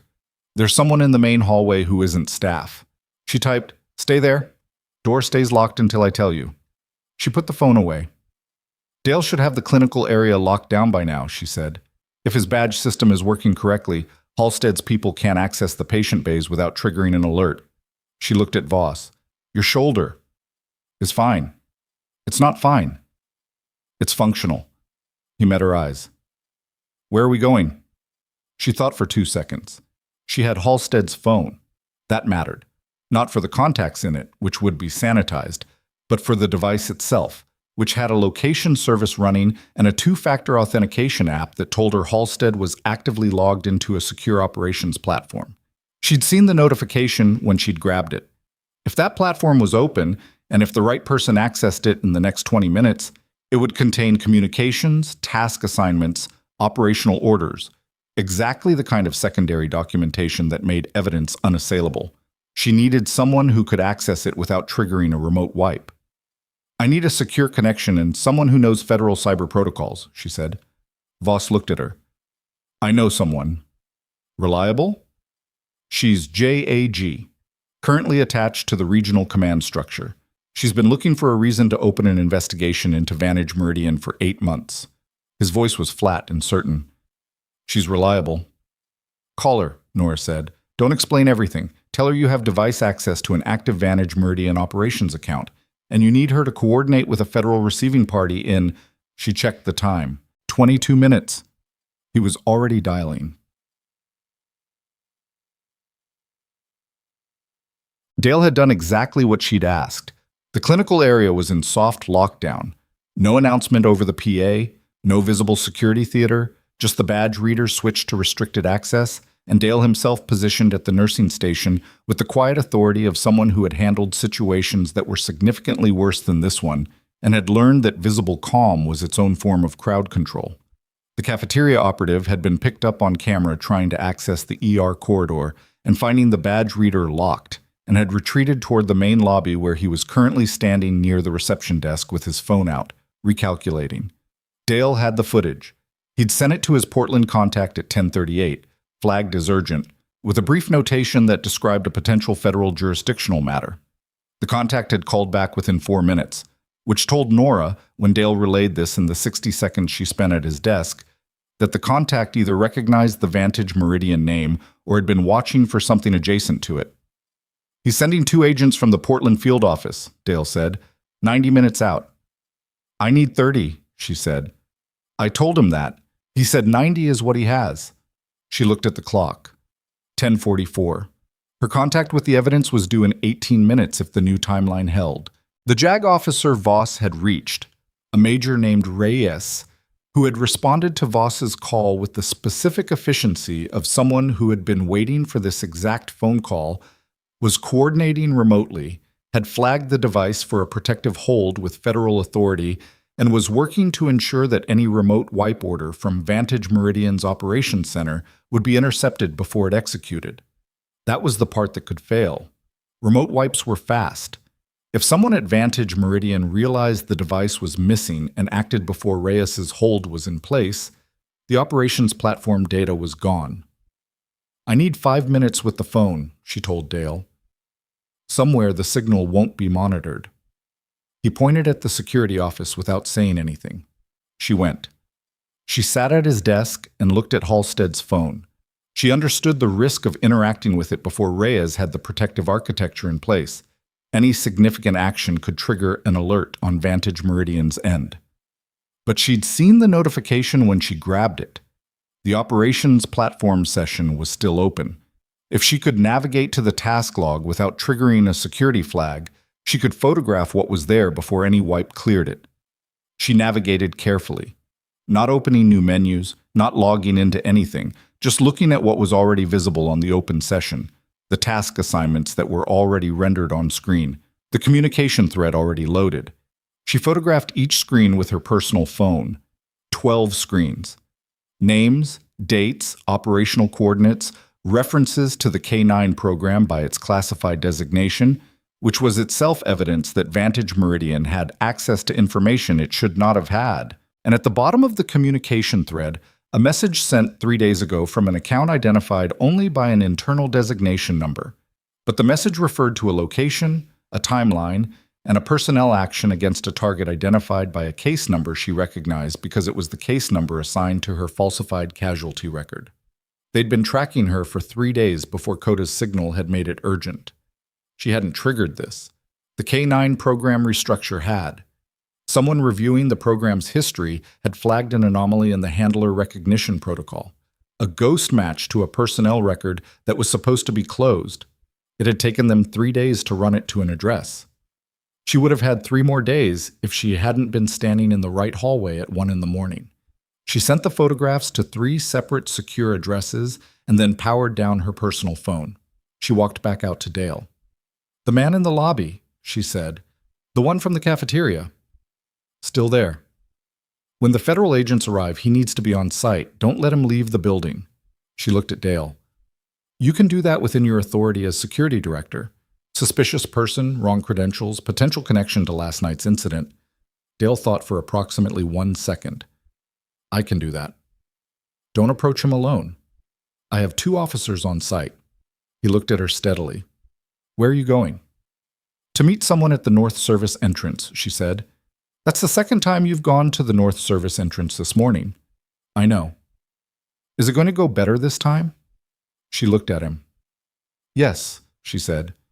"Because this time I'm not alone." "What?" Her contact's name was Walter Price. and he arrived at 11:03 in a rental car with Maryland plates and a battered leather bag that he'd been carrying for 6 years. And when Nora opened the service entrance door and saw his face, she had the specific experience of someone encountering a person they'd thought about in the abstract for so long that the physical reality of them took a moment to process. He was 64, heavier than she remembered, with reading glasses pushed up on his forehead and the slightly crumpled look of someone who had taken 3 flights in under 20 hours. Behind him, a woman in her 40s in a gray suit. The attorney, whose name was Lenora Swick, who had a briefcase and the focused expression of someone who had been briefed on a moving train and was still absorbing the velocity. "You look different," Price said. "6 years," she said. "I know." He looked at her for a moment with something she couldn't fully categorize: relief and grief, and the complicated arithmetic of having kept a secret at significant cost for a long time. "I'm glad you called." "Let's finish it first," she said. "Then we can be glad." She brought them through the service corridor to the security office, where Voss was waiting with Coda and Dale, and his phone open to Major Reyes, who was on speaker coordinating with a federal receiving address. The room was too small for 7 people and 1 military dog, and it smelled like old coffee and printer ink, and nobody commented on any of this because everyone in the room understood what was happening and what the next 20 minutes needed to produce. Swick opened the briefcase on Dale's desk. The material inside was organized with the specificity of something that had been maintained under legal custody for 6 years. Original documentation from the mission, chain of custody records, a sworn affidavit from Price describing the conditions under which the material had been held and the methods used to authenticate it, and a parallel legal filing that had been sitting in a sealed file with a federal court for 5 years, set to unseal on Price's instruction. "The filing unseals the moment I transmit this code," Swick said, holding up a document. "Once it's unsealed, the material enters federal record and cannot be suppressed by any party, regardless of subsequent claims." She looked at Nora. "You understand what that means?" "It means it's over," Nora said.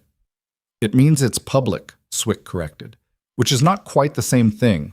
Over comes later, public comes now." Nora looked at the photographs on Dale's monitor.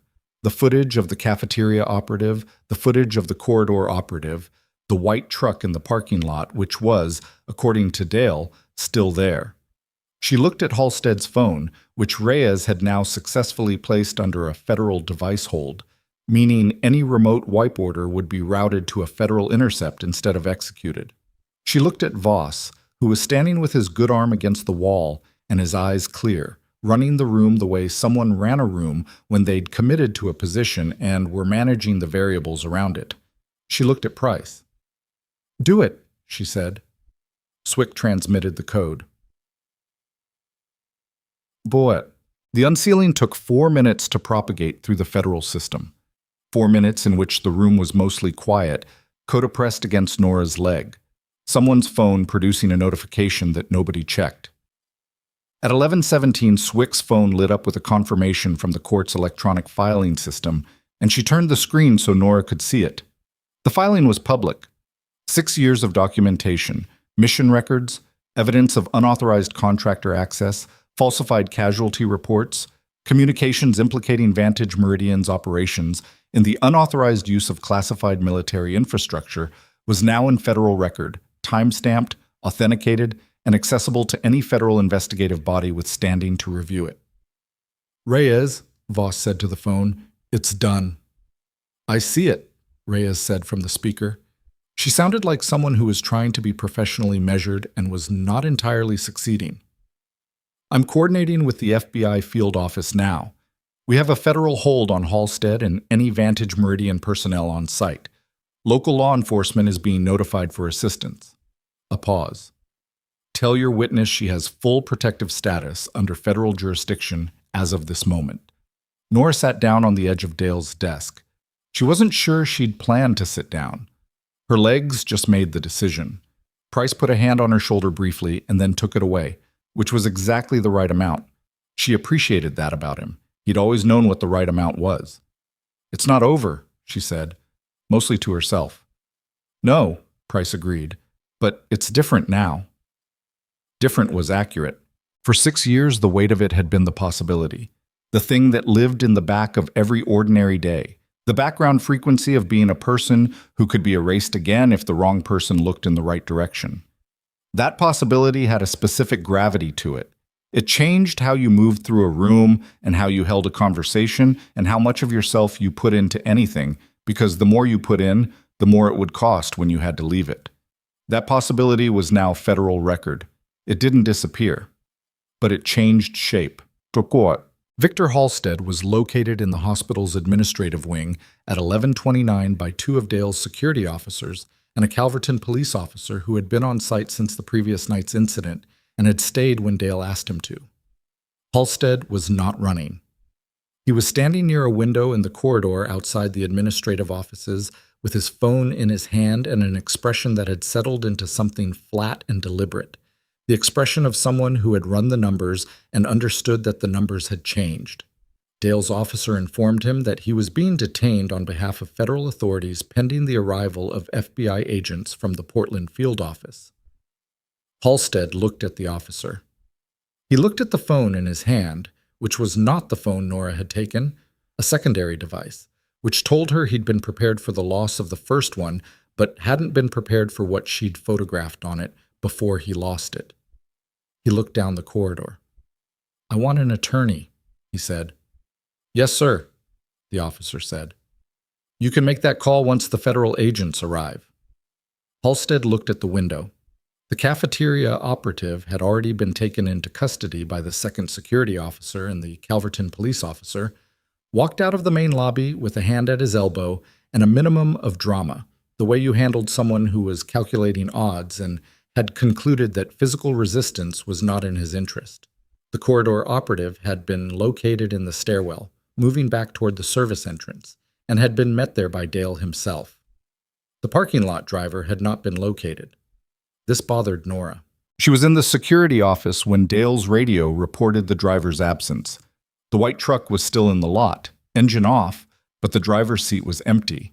She looked at the building map on Dale's monitor. "When did he move?" she asked. "Camera shows him getting out at 11:08, Dale said. He pulled up the exterior footage. He came in through the main entrance, walked straight through reception. She watched the footage. 11:08, 5 minutes after Price arrived. Someone had seen the rental car with Maryland plates pull into the service entrance lot and understood what it meant. "He knows about the evidence," she said. "He's not here for me anymore. He's here for the filing." "It's already public," Voss said from behind her. "He doesn't know that yet." She looked at the footage. Tall, mid-40s, moving fast through reception. She traced the camera path. Main entrance, reception, then he'd turned toward the administrative wing, where Halstead had been, where Halstead was now being held. "Dale," she said, "the officer with Halstead. Tell him there's a fourth individual moving toward his position. Tall, mid-40s, main entrance at 11:08. Dale got on the radio. She was already moving toward the door. "Nora." Voss. "Stay here," she said. "That's what you said last time." She looked at him. "Your shoulder is re-bleeding through the dressing. I can see it from here." She looked at Coda. "Keep him here." The dog looked at her, and then at Voss, and then back at her, and made his decision, because Coda had never actually answered to anyone's authority but his own read of the situation, and he moved to her side. She didn't argue with the dog. Bob. The administrative wing corridor was a long, straight run from the elevator bank to the department offices, and she heard it before she reached the corner. Voices, a specific quality of elevated tension, someone saying something in the clipped tone of a person trying to manage a situation that was going sideways. She came around the corner and saw it. Dale's officer had Halstead against the wall, which was the correct position, but the fourth operative, the driver, was between the officer and the exit, and he was not holding a weapon, and he was not making physical threats.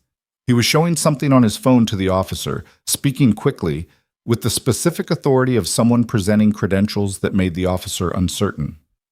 Nora recognized the play. Credentials that created hesitation.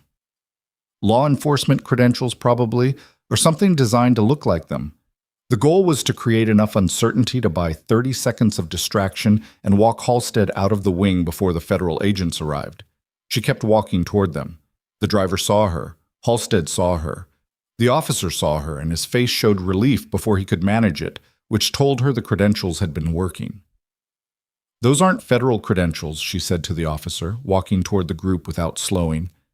"He's a Vantage Meridian private contractor. Whatever he showed you is fabricated." The driver turned toward her. He was bigger up close. Not a problem, exactly, but a variable. "This isn't your business.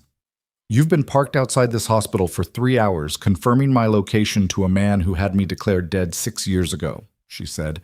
"Everything in this building is my business." He took a step toward her. Coda's posture changed in the specific way that meant one more step would produce consequences. The driver stopped. "The FBI is 20 minutes out," Nora said.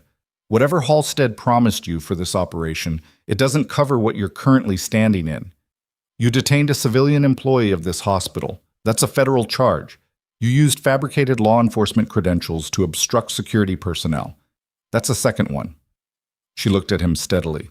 "Or you sit down and you cooperate and you explain what you were told and by whom, and you have something to negotiate with when the agents arrive." The driver looked at her. He looked at Halstead. Halstead's face gave him nothing.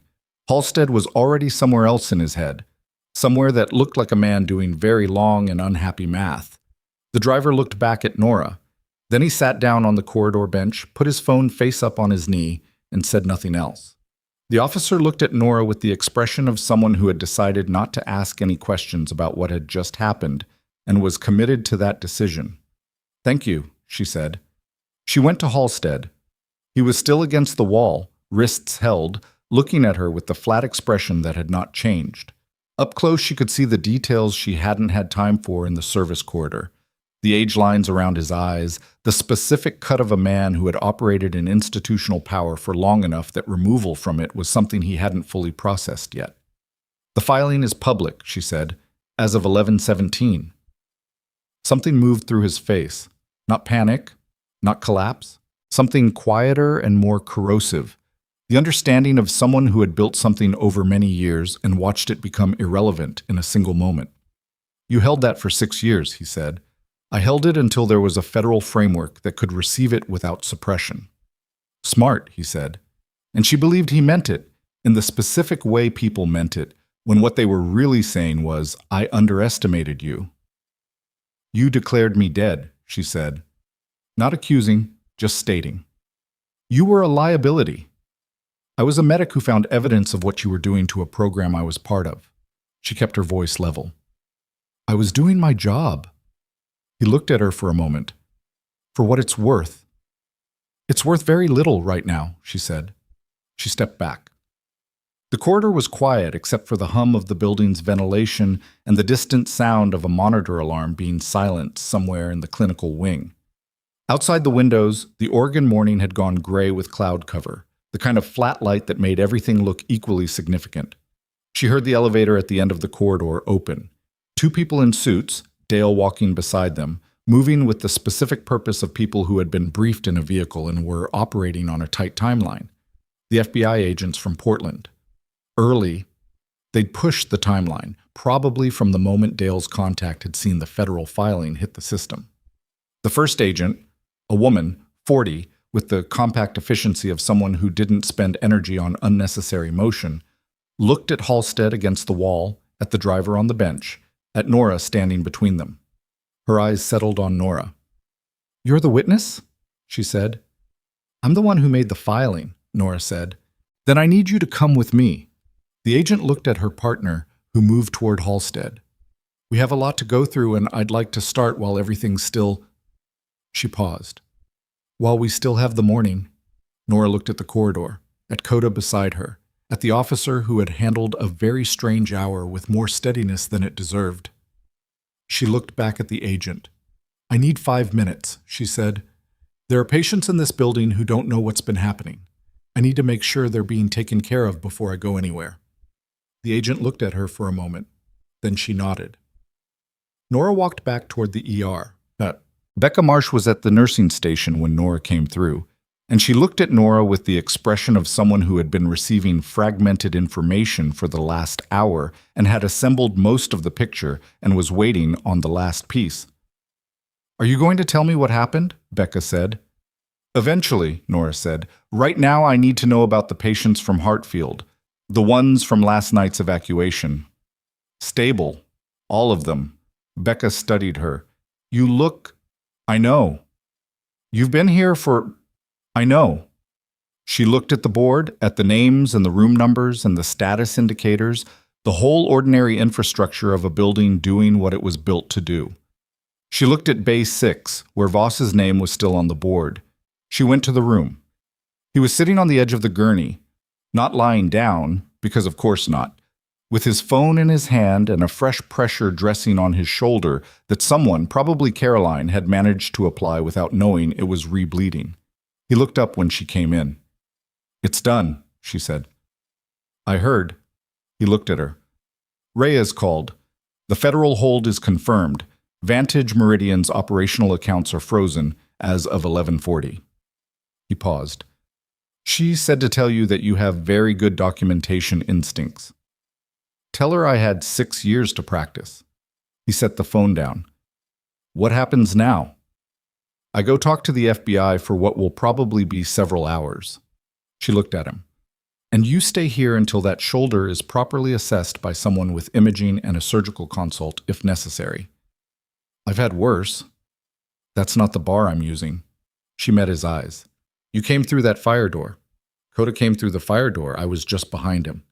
"You were specifically told to stay in the room." "I was specifically told a lot of things," he said. "I used judgment." She looked at him for a moment. "Your judgment got a man detained who was about to walk Halstead out of the building." "Then it was good judgment." "It was." She looked at the window, at the gray sky and the parking lot and the white truck still sitting in its space, driverless now. "Your contact at JAG Reyes. She'll want to talk to you." "I know. Tell her I'll be available once the FBI finishes." She picked up his chart from the hook by the door, looked at it, set it back. "The attending is going to want to discuss your shoulder before you leave. Don't leave before they sign off." "Are you telling me what to do?" "I'm the nurse who dressed that wound," she said. "Yes." Something moved across his face that was not quite amusement, but was adjacent to it. "Yes, ma'am," he said, for the second time. Coda pressed against her leg. She looked at the dog, at the scar on his hip that told the short version of a long story, at the way he'd moved in that corridor, targeted, specific, trained, and the way he'd stayed beside her after, as if the question of who he belonged to had been answered in a place that didn't require further discussion. "He can't stay here," Voss said. "The hospital, I mean, when I'm discharged." "I know." "Where do you go, after today?" She thought about it, about the rental house with the 2 oak trees and the vegetable garden neighbor, about the shift board with her name on it, about Becca and Tomas and Pat, and the burned coffee and Gerald in Bay 4, and the 7-year-old with the dog bite. "I don't know yet," she said. "That's the first time in 6 years I've been able to say that, and have it mean something other than running." He nodded. Slowly. She went to the door. "Nora," he said. She turned. "For what it's worth." He looked at her steadily. "You didn't need me in that corridor. You had it." "I know," she said. "I'm saying it anyway." She looked at him for a moment. "Get the shoulder looked at," she said. She walked out. She was halfway down the hallway, moving toward the administrative wing where the FBI agents were waiting, when her regular phone buzzed. She looked at it. A text from a number she didn't recognize, different from all the numbers from this morning. The text was 4 words. "We know about Price." She stopped walking. The hallway was ordinary around her. Staff moving, a cart rolling, the monitor at the nursing station showing the steady green lines of people whose hearts were working correctly. Everything exactly as it had been. She looked at the text again. Price. Walter Price. The man who had held the evidence for 6 years. The man who was currently in Dale's security office with Swick and a briefcase and 6 years of material that was now in federal record.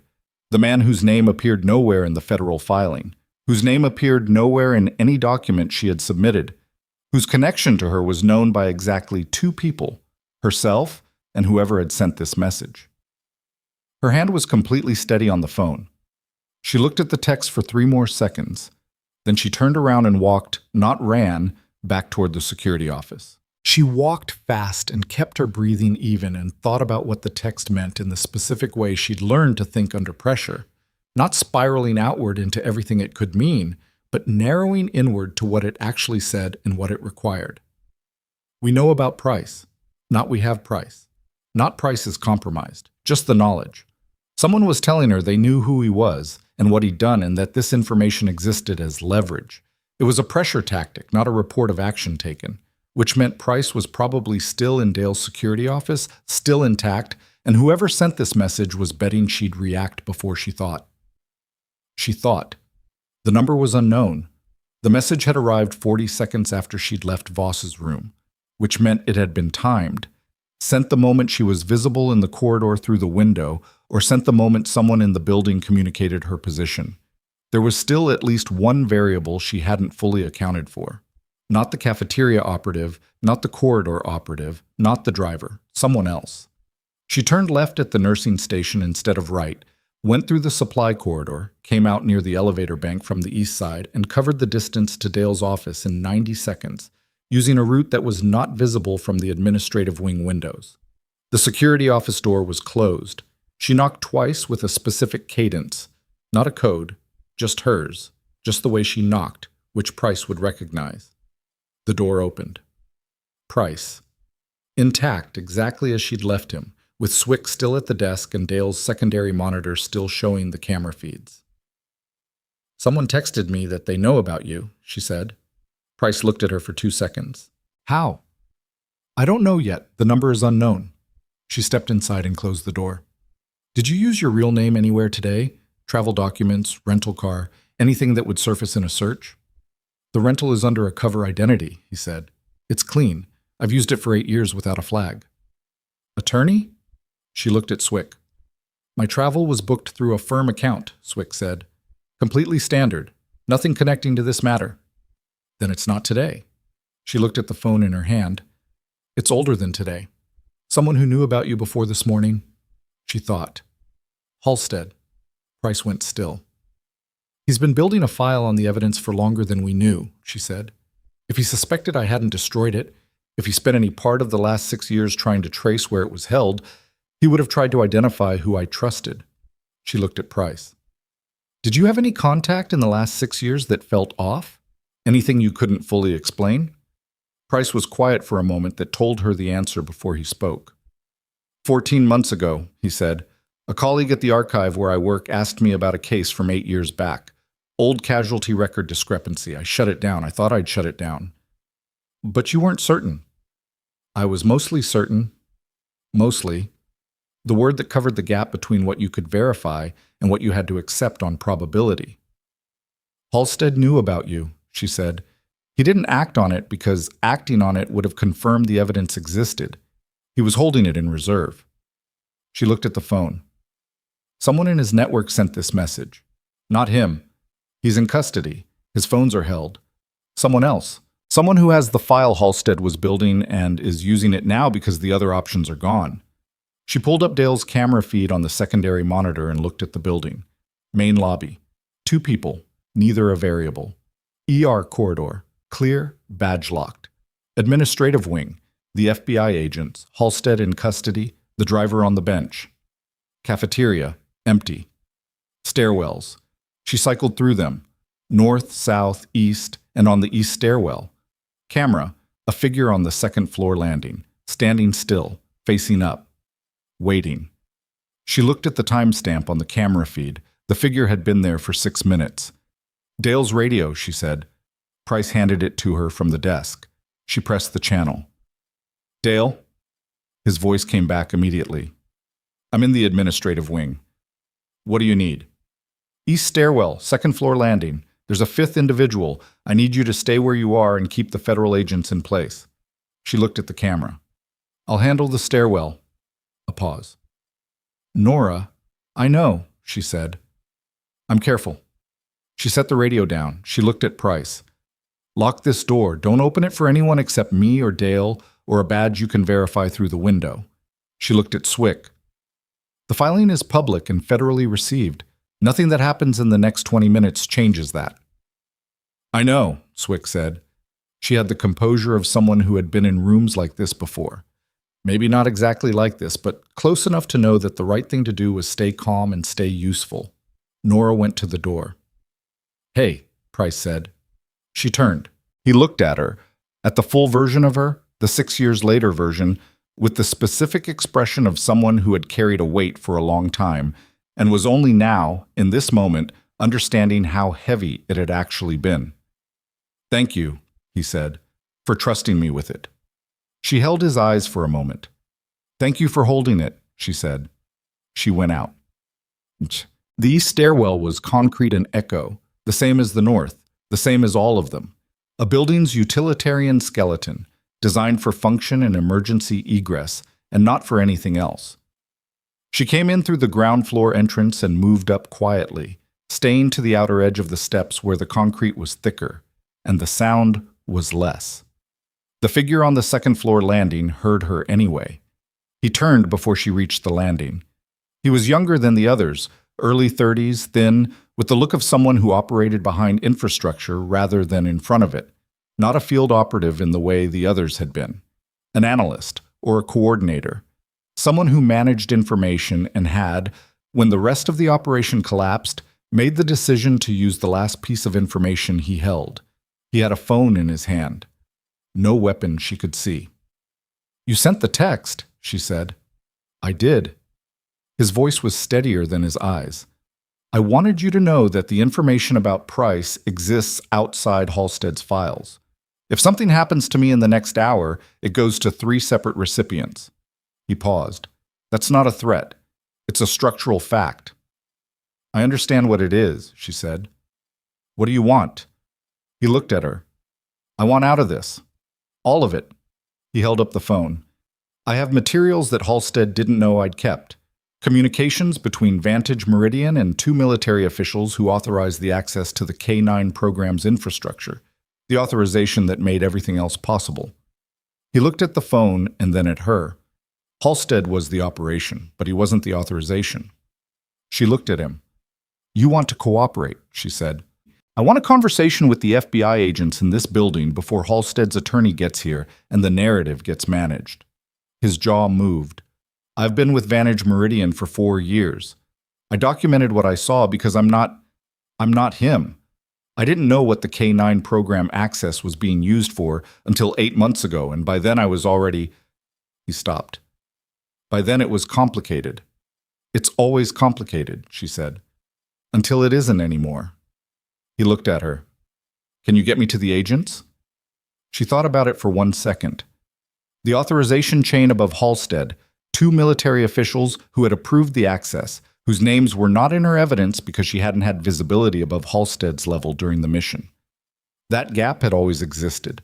Her documentation was comprehensive for what it covered and incomplete for what it didn't reach. This man was offering to close the gap. Give me the phone, she said. He looked at it. I'm not taking it from you, she said. I'm asking you to hand it to me so I can bring you to the agents without you making a call I can't verify to the 3 recipients you mentioned. She held his eyes. If your materials are what you say they are, you'll get it back in federal custody and you'll have something to negotiate with. If you hold it, someone decides you're a risk and the conversation gets shorter than you want. He thought about it. Then he handed her the phone. All right, he said. She looked at the phone, looked at him. What's your name? Garrett, he said. Ellis Garrett. Garrett, walk beside me, not behind me. Don't speak to anyone between here and the administrative wing except me. She moved toward the stairs. And if you're telling me the truth about what's on this phone, I'll tell the agents that you came to me. He followed her down. The FBI agent, the woman, whose name was Special Agent Dana Farrow, took one look at Garrett and the phone and made a decision in about 4 seconds that involved pulling her partner into a side conversation that lasted 45 seconds, after which she took the phone in an evidence bag and Garrett to a separate room, and the whole thing moved into a different gear that Nora recognized as the specific institutional momentum of a federal investigation finding its footing. She stood in the administrative wing corridor and felt, for the first time since 4 a.m., that she had nothing immediate to do.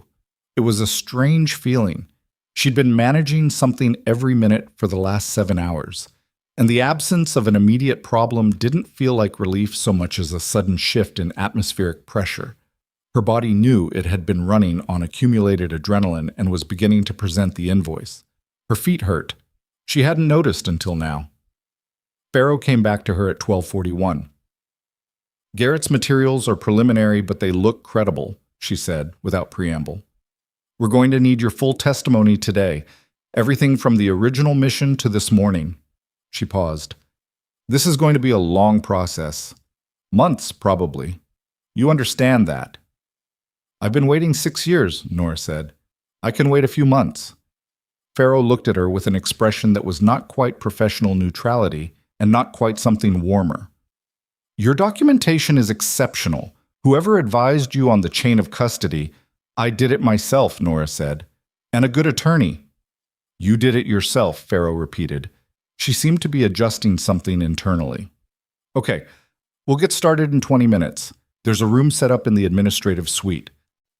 She turned to go, then stopped. "The name on the filing, Ellison, is that your actual name?" Nora looked at her. "My actual name," she said, "is going to take a few hours to explain." Farrow nodded once, like this was a completely normal answer, which in her line of work it probably was. The testimony took 4 hours and 11 minutes. She sat at a table in a conference room that smelled like dry erase markers and gave Farrow and her partner, Agent Thomas Reinhold, the full account. Chronological, specific, documented at every point with the materials Swick had brought, and the photographs from Halstead's phone, and the court filing that was now propagating through federal channels with the weight of 6 years of careful, patient preparation behind it. She talked about the mission, about what she'd found, about the 24 hours between finding it and being declared dead, about the building of the Nora Ellison identity, which she described accurately and without apology, because the alternative had been actual death, and she'd chosen not to do that. She talked about Price and the arrangement they'd had and the legal structure Swick had built around the evidence, and the court filing that had been sitting sealed for 5 years waiting for exactly this window. She talked about the K-9 program in Coda and the moment in the hallway last night when the careful architecture of her quiet life had started coming apart at the seams. She talked about Voss and what he'd done, and that the queries he'd sent had been made without knowledge of the situation. She was clear and specific about that. She talked about Garrett and what he'd told her in the stairwell, and what she believed about it, which was that he was probably telling the truth about the authorization chain and probably had not known the full scope of what Vantage Meridian was doing and had made a series of bad decisions about it over 4 years that he was now trying to correct at the last possible moment. She did not characterize this generously. She described it accurately. Farrow and Reinhold asked questions. Good questions, specific and probing, the kind that tested the consistency of an account by approaching the same information from different angles. She answered them all. At 4:52, Farrow set her pen down. "I want to tell you something," she said. "Officially, as the federal agent receiving this testimony." She looked at Nora across the table. "The record of your death, the falsified casualty report, is being flagged for formal correction as part of this investigation. Your actual status will be restored in the military record. That's going to take some time administratively, but it will happen." Nora looked at the table. She hadn't thought about that specifically. The record itself, her name on a list that said she was gone. She'd thought about it in the abstract, in the way you thought about things you couldn't reach, but hearing someone say it would be corrected was different from the abstract. "Okay," she said. Her voice came out slightly different from how she'd intended it. Farrow gave her a moment. "Do you need anything right now?" She thought about it. "Coffee," she said. "Real coffee. Not whatever's in the hallway pot." Farrow almost smiled. "I'll see what we can do."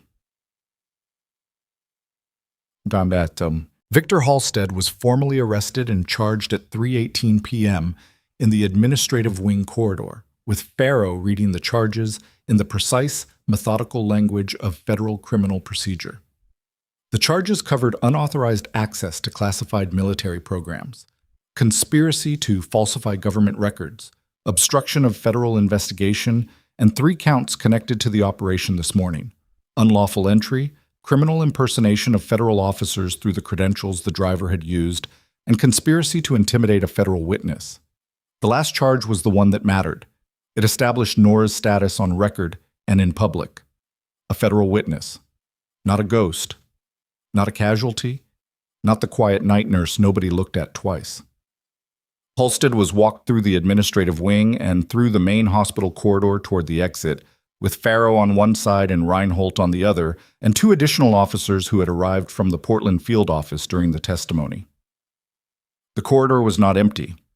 The hospital was a functioning building full of people who had been moving through their day with incomplete information about what had been happening inside it, and when Halstead came through the corridor, some of them stopped. Becca Marsh stopped. She was coming from the ER, a chart in her hand, and she looked at the man in federal custody and then at Nora walking 4 feet behind him, and her expression did something complicated and honest that Nora thought probably covered more ground than any conversation they could have had. Tomas was at the nursing station and he saw Nora, and she saw him, and he looked at the procession and then back at her with an expression that said he was going to need about a week to fully process this and probably a few conversations. And she nodded at him, just slightly, which was not sufficient, but was what she had right now. Pat, who had taken over the morning shift handoff, was near the reception area with a patient discharge folder, and she watched Halstead go past and then looked at Nora with the long exhale she used for everything and said nothing, because Pat never said anything unnecessary, and Nora appreciated that about her more in this moment than she had in 6 years of working beside her. Dale was at the main entrance. He held the door open as Farrow and Reinhold walked Halstead through it, into the Oregon afternoon, gray sky and parking lot, and the white truck still sitting in its space, driverless and ordinary in the way things looked ordinary when what they'd been used for was over. He looked at Nora as she came through. "Good," he said. One word. She accepted it completely. The cafeteria operative, whose real name was Marcus Pell, no relation to Gary Pell from the waiting room, the universe not being quite that organized, was processed with state charges pending federal review. The corridor operative was processed separately. The parking lot driver had been cooperative enough during the Garrett interview to provide names and dates and operational assignments that Farrow had described, in a moment of restrained professional understatement, as useful. Ellis Garrett was in federal protective custody, his materials under review, his future uncertain but measurably better than it had been at 11 a.m. when he'd been standing in the east stairwell deciding whether to use the last card he had or disappear. Halstead's 2 military contacts, the officials who had authorized the K-9 program infrastructure access, were identified from Garrett's materials by 7 p.m. and referred to the Department of Defense Inspector General for investigation. Their names were not released publicly that day. They would be eventually. These things took time. Nora knew that.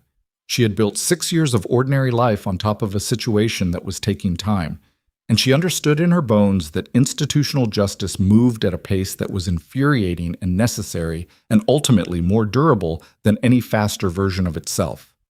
The important thing was that it was moving. She found Voss at 6 p.m. in Bay 6, which was where she'd told him to be, sitting on the edge of the gurney with Coda beside him, and a report from the attending physician in his hand that said the shoulder needed a minor surgical repair within the next 72 hours, and that he'd been an idiot to use it the way he had this morning, phrased in more clinical language. "Surgical consult is tomorrow," he said when she came in. "I know. I looked at the chart." "Of course you did." He looked at her. She was tired in a way that was visible, not collapsed, just present in her face, in the specific way exhaustion was when it was real, and there was no reason to perform otherwise anymore. "How did it go?" 4 hours. It went completely. She sat down in the chair against the wall, the chair she'd sat in this morning with Coda pressed against her leg. It felt like a different day than the one that had started with a supply cart and a burned coffee and a K-9 signal she'd tried not to respond to. "Halstead is charged. The filing is in federal record. The authorization chain above him is under DOD review." She looked at the window. Garrett gave them names. "The 5th one, from the stairwell. He was scared, and he made a choice." She paused. "It was a late choice, but he made it." Voss was quiet for a moment. And you? They're correcting the record. She said it simply. My casualty report. They're reversing it. He looked at her steadily. Something moved through his expression that was not sentiment exactly, but was not the absence of it either. Good, he said. The same word Dale had used, the right word, both times. Your JAG contact, she said. Reyes. She reached out to Pharaoh. I heard. She's pushing for a full review of the K9 program's history, everything from the restructure forward. He looked at Coda. There are other personnel from that program whose records might have anomalies. She hadn't thought about that. She'd been so focused on her own situation that she hadn't expanded outward to consider whether the falsification methodology had been applied to anyone else, whether there were other names on lists that said gone when the reality was more complicated. I'll talk to Pharaoh about it, she said. I already mentioned it to Reyes. Good. She looked at the floor, looked at her hands. They were, as they always were, completely steady. What happens to Coda? Voss looked at the dog. Reyes is working on a formal transfer. He's been operating without a primary handler since the program wound down. I've been unofficial. He paused. He's not my dog, technically. He's military property. He saved my life this morning, she said. Technically, he's also going to need a handler who isn't recovering from a shoulder repair. Voss looked at her. She looked at the dog. I'm not saying anything, she said. You're saying something. I'm saying he's going to need a handler, and the handler should be someone whose recognition protocol he already responds to. She looked at the window. I'm also saying I have a meeting with Pharaoh tomorrow to continue the testimony and a conversation with Reyes about the program review and an administrator review with Becca that was already scheduled and is now going to be substantially more complicated than it was this morning. She paused. I'm not going anywhere. Is that new? He said. She thought about it. Yes, she said. That's new. Becca's review happened 2 days later in the same small office with the window that looked into the hallway. It was not the conversation either of them had prepared for. Becca had prepared for a conversation about scope of practice and liability. Nora had prepared for a conversation about what she could and couldn't disclose under federal witness protections. What actually happened was something closer to two people sitting across a desk with the ordinary performance of professional roles set aside, because the events of the last 48 hours had made certain pretenses very difficult to maintain. I owe you an apology, Becca said, for what I said to Marcus, about instinct. You didn't say it to me, Nora said. You heard it. I did. Becca looked at the desk. I've been in this field for 22 years, and I've developed opinions about who people are, about what their backgrounds tell you. She looked up. I was wrong about you, not just about the military background, about all of it. The person you were in this building every shift for 6 years. She paused. I was looking at the surface and calling it the whole. Nora looked at her. You were also the one who kept me employed during the review process and told Marcus he was wrong about the instinct. It's not nothing, Nora said. It doesn't cancel the other thing. But it's not nothing. Becca was quiet for a moment. Then, do you want to keep working here? Nora had thought about this. She'd thought about it during the long testimony and during the evening after, sitting in the rental house with the 2 oak trees and the vegetable garden neighbor, who had waved at her over the fence and not asked any questions, which was either deep in curiosity or profound tact, and she'd decided to believe it was the latter.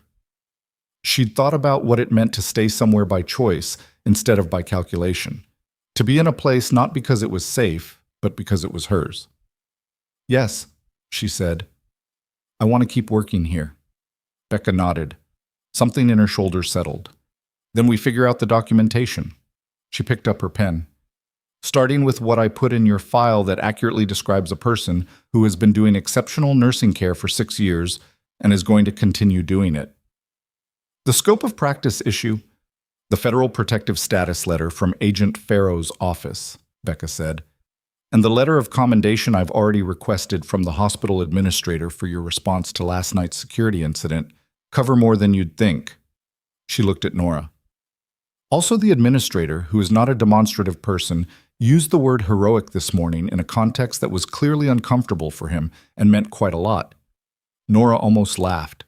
It came out slightly more like a laugh than the last time she'd tried.